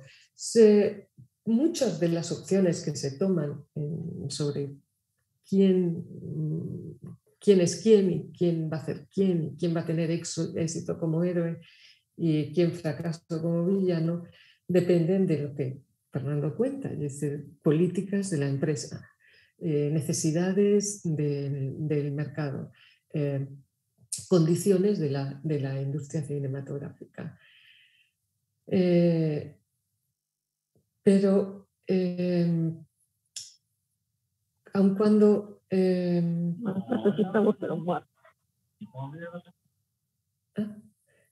Bueno, alguien sí está hablando. Bueno, en cualquier caso. En todo caso, hay que ir cerrando, Nuria, por favor. Vale, muy bien. Muy bien.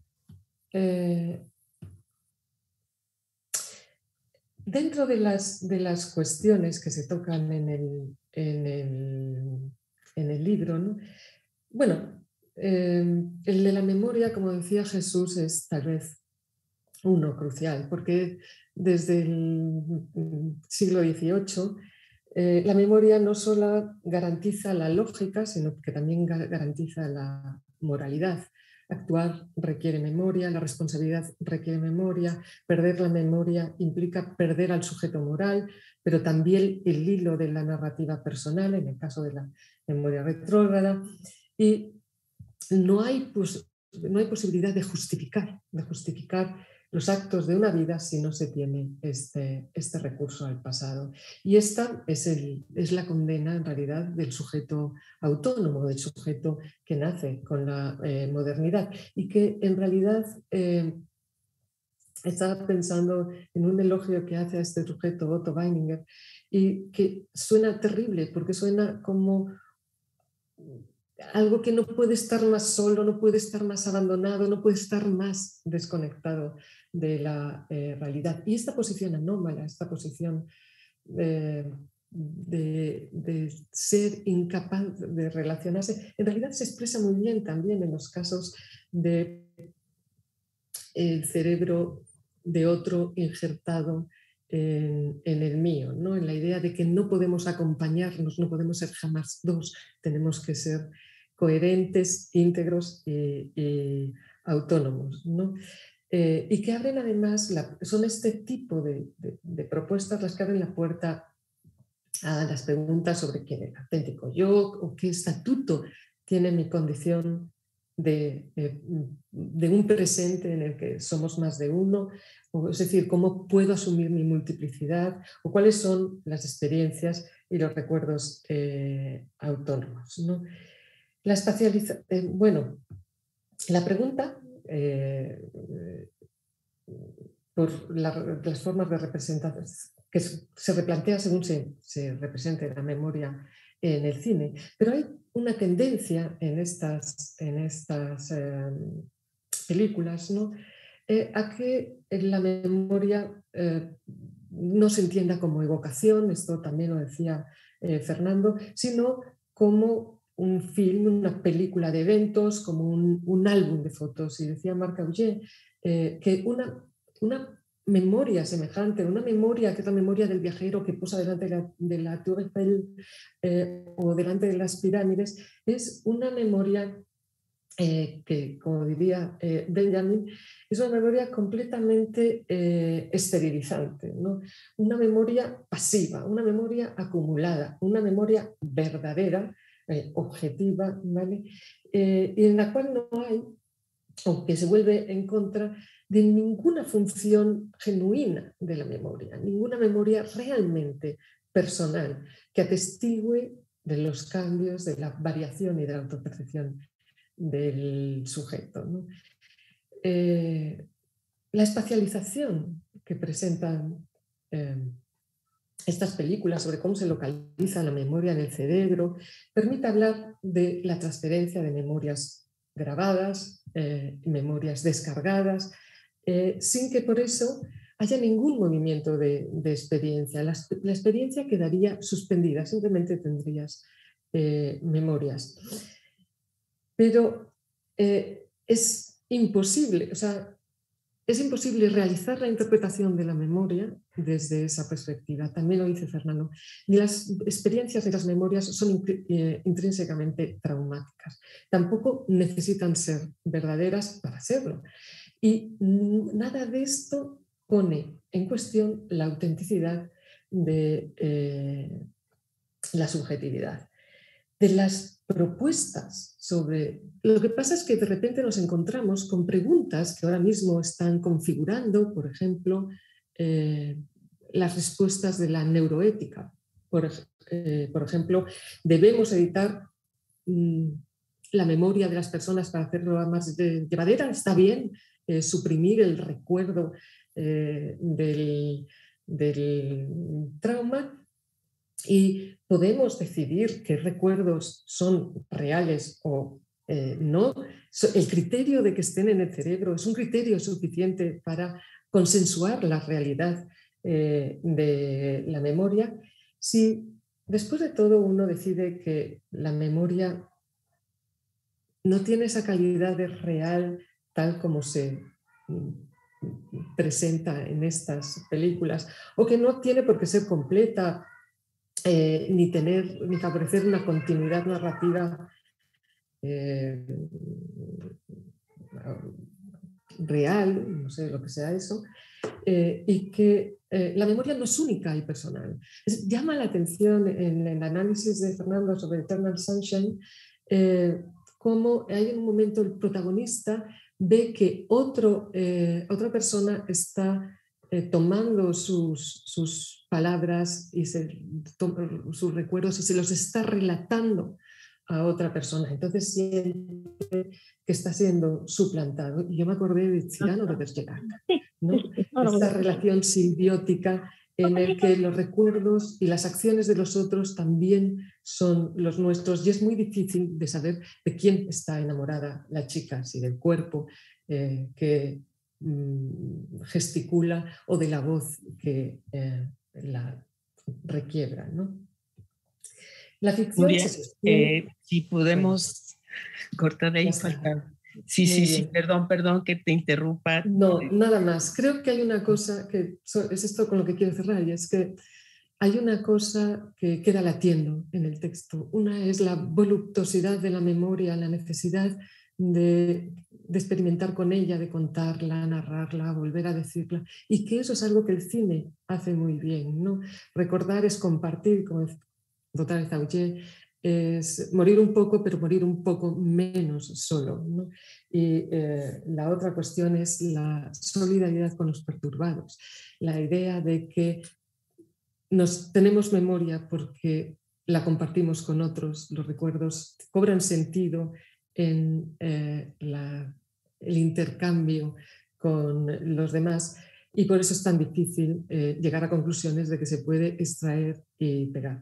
Bueno, nada más. Como veis, os recomiendo el libro vivamente. La cantidad de reflexiones a las que da lugar y la riqueza de las mismas, a las que ya estaba haciendo referencia a Jesús, son impresionantes. Nuria, muchísimas gracias. Perdón por apurarte. Está muy interesante tu comentario. Pero bueno, que tengamos tiempo de escuchar a Fernando. Un poco, un breve comentario, Fernando, para dejar espacio al menos a 1 o 2 preguntas del público que ha estado aquí acompañándonos. Bueno, realmente apabullado por tantas buenas observaciones, tanta generosidad conceptual y de lectura. Es fantástico tener buenos lectores, no siempre ocurre, pero he tenido suerte. Muchas gracias, Jesús, muchas gracias, Nuria. Jesús, ya te escribiré para que me des algunas de tus referencias y me pondré a leer Paramnesia, Melancolía, etc. Imposible entrar en muchos detalles, pero hay un punto, hay muchos puntos en los que, bueno, van en diferentes direcciones y algunos puntos en los que se solapan, y voy a entrar en un punto en el que se solapan de una manera un poco inesperada. Jesús efectivamente mencionaba que la neurociencia, es decir, la neurociencia de los neurocientíficos serios, no de los que hacen neuroantropología y neuroteología y neuro, etcétera, etcétera, sino los que están en el laboratorio, los que están en la clínica, etcétera, ha evolucionado en una dirección mucho más, digamos, holística, podríamos llamarla, ¿no es cierto? Donde el cerebro y el sistema nervioso forman parte de, pues, todo un organismo que de hecho está cada vez más integrado, ¿no? Cuanto más se sabe, más se ve que el sistema nervioso y el cerebro está integrado con todo el resto. Como decía Jesús, con los procesos endocrinos, con los procesos hormonales, con los procesos inmunológicos, etcétera, etcétera. Esta mañana leo un artículo en donde se resumen unas nuevas investigaciones sobre las relaciones entre el cáncer y la neurociencia. Es decir, que se suponía que la idea es que efectivamente procesos que tienen lugar en un lugar completamente diferente del cuerpo, como pueden ser los procesos cancerosos, pues tienen una conexión que todavía no se conoce bien con procesos específicamente neurológicos, ¿no es cierto? Sabemos que el cerebro, de cierta manera, es lo que guía todo lo que ocurre en el cuerpo, pues también, ¿por qué no el cáncer también? Pues bien, son investigaciones muy de punta y todas ellas convergen en la dirección de una integración cada vez más grande. Ahora bien, esto es un desafío enorme para algo como el cine. ¿Por qué? Porque por un problema que se puede llamar el problema de la figurabilidad, ¿no es cierto? aquello que es representable como acción entretenida, como acción que pueda dar lugar a una trama, ¿no es cierto? A una trama que se pueda contar, en donde ocurran aventuras, en donde ocurra algo. Digo algo de esto muy rápidamente en el libro cuando digo que sí, que se podría hacer una película sobre el cerebro, se podría hacer una película de 2 horas sobre la sinapsis, ¿no es cierto? Pero sería como igual de interesante que la película de Andy Warhol sobre el Empire State Building, ¿no es cierto? 24 horas de un plano fijo con una cosa, ¿no es cierto? Entonces, esto no es lo que el cine busca, no es lo que la mayor parte del cine busca, lo que el 99,9% del cine busca. Entonces hay un problema de figurabilidad.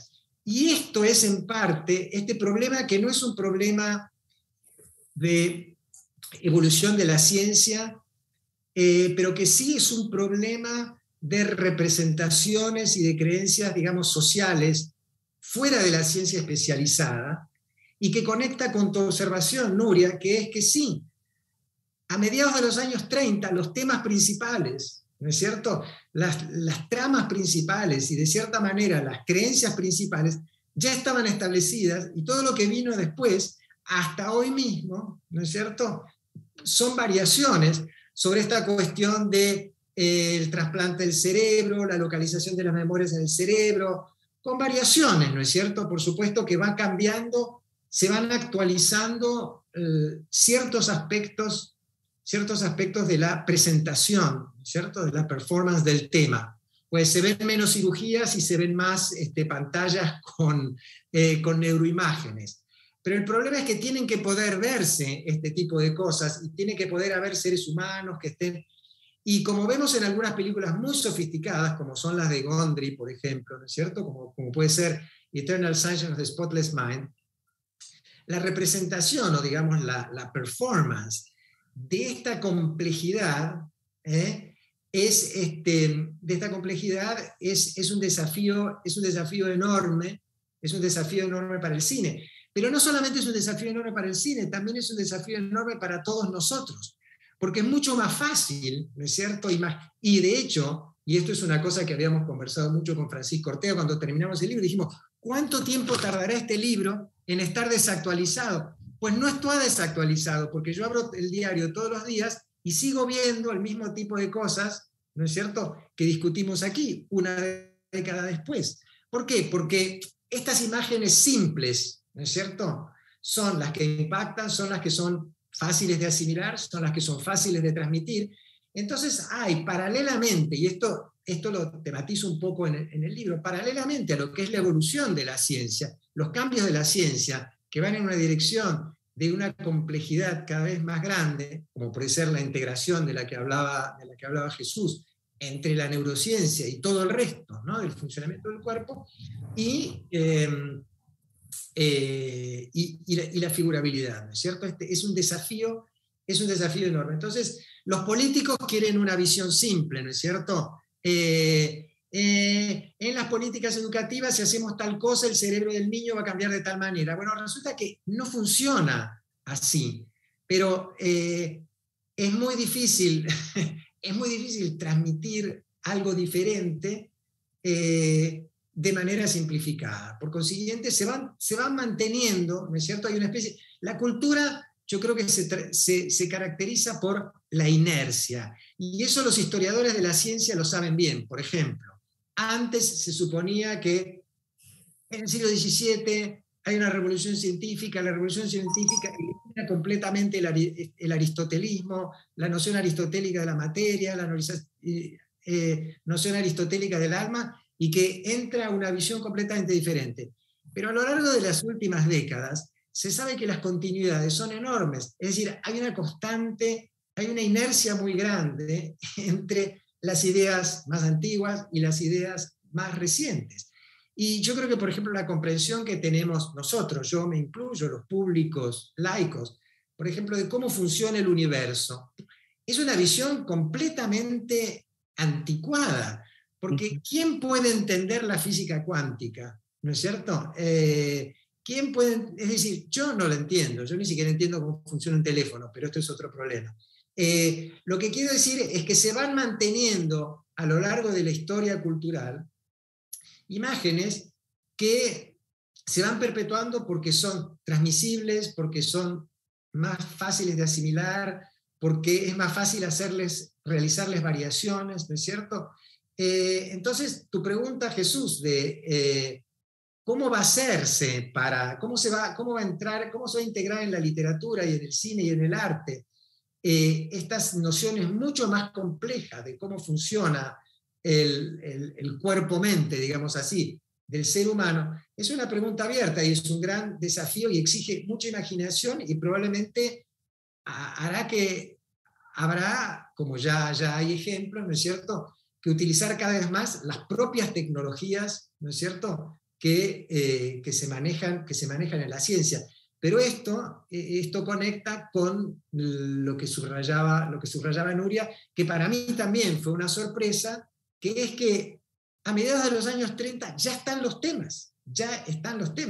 El gran blockbuster, el gran éxito cinematográfico de Jordan Peele, Get Out, que es de ahora, no sé cuándo es, 2019, ya no recuerdo el año, pero es muy, muy reciente, es nada más que una mera repetición de historias que ya estaban formuladas en los años 30. Trasplante de cerebro, inmortalidad a través de los trasplantes, con toda una serie de dimensiones políticas que son más nuevas, con toda una serie de barnices tecnológicos que también son más nuevos, pero a mí lo que me impresionó, una de las cosas que me impresionó en toda esta historia que he tratado de contar, es la continuidad impresionante de los temas. Y yo creo que en gran parte es no solamente por una necesidad interna, ¿no?, la dificultad de figurar y la necesidad para el cine de presentar algo que los públicos más o menos reconocen y que no desvíe excesivamente, sino también porque son preguntas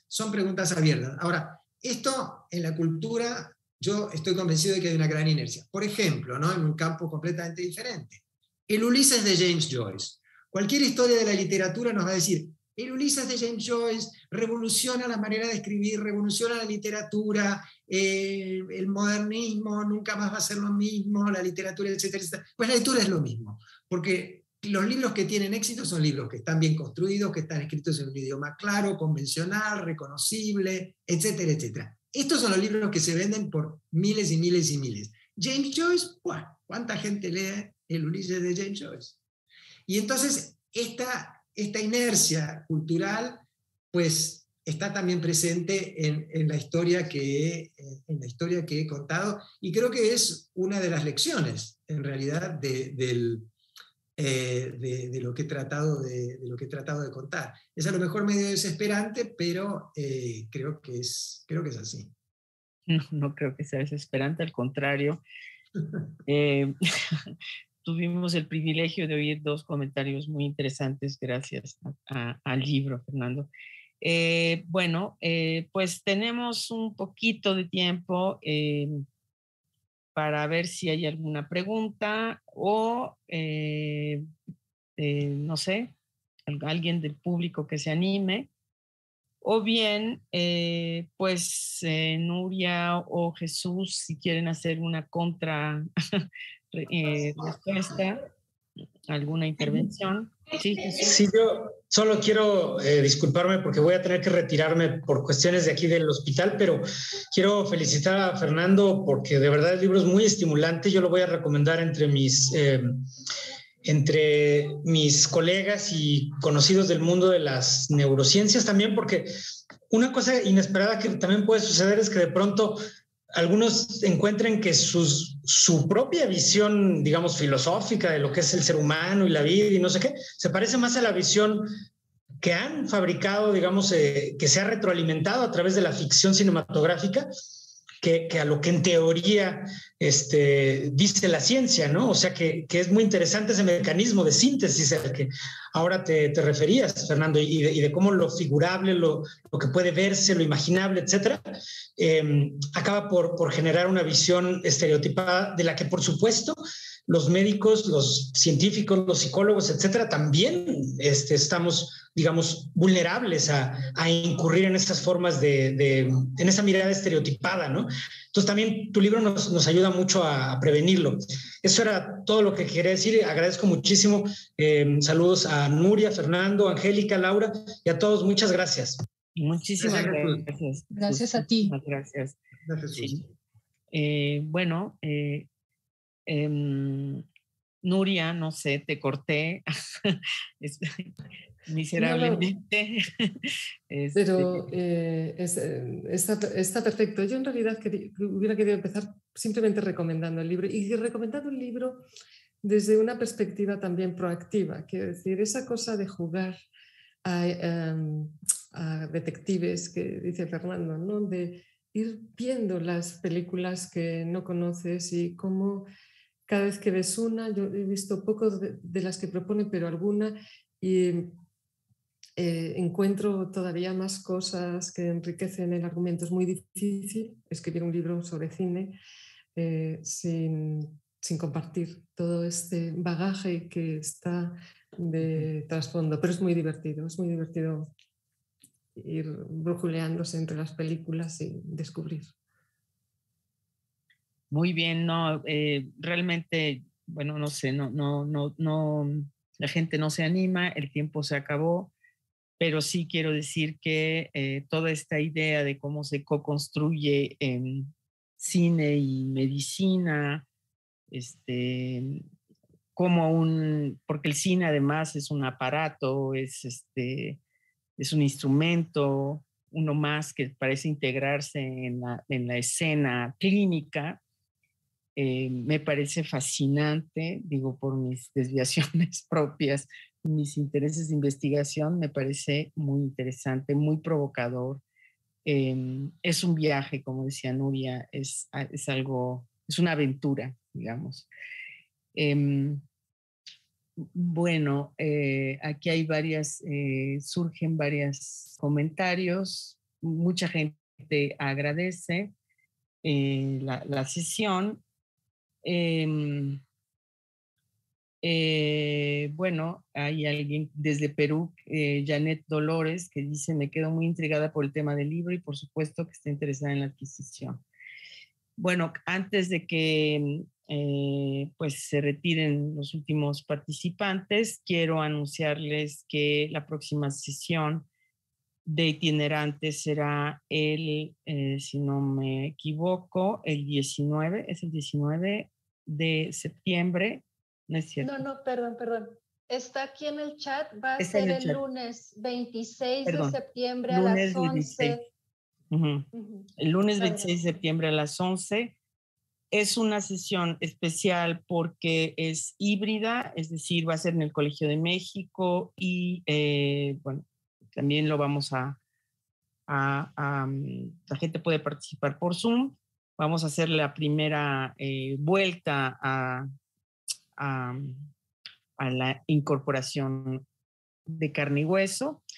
Y también queremos anunciarles que ya está, en unos minutos va a estar publicada la convocatoria para participar el año que entra en itinerante, ¿no? O sea, para que lean la convocatoria y manden sus trabajos, los invitamos si quieren participar.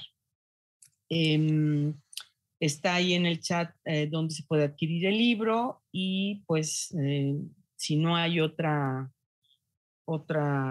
intervención, yo les quiero agradecer a todos, a todas, a todes su permanencia aquí, y bueno, pues haber escuchado tan interesantes intervenciones. Gracias, Nuria. Gracias al doctor Ramírez, que ya se fue. Gracias, Fernando. Muchísimas gracias por estar aquí nuevamente en Itinerante. Un placer para mí y una gran oportunidad de poder participar en el seminario y el privilegio de los comentarios, por supuesto, de Jesús y de Nuria. Muchas gracias. Sí, Nuria, muchas gracias. Pues gracias, Fernando, que todo siga muy bien y esperamos vernos pronto. en el mundo del Zoom o en presencia, si es posible. Gracias. Hasta luego. Hasta luego. Recording Gracias. stopped.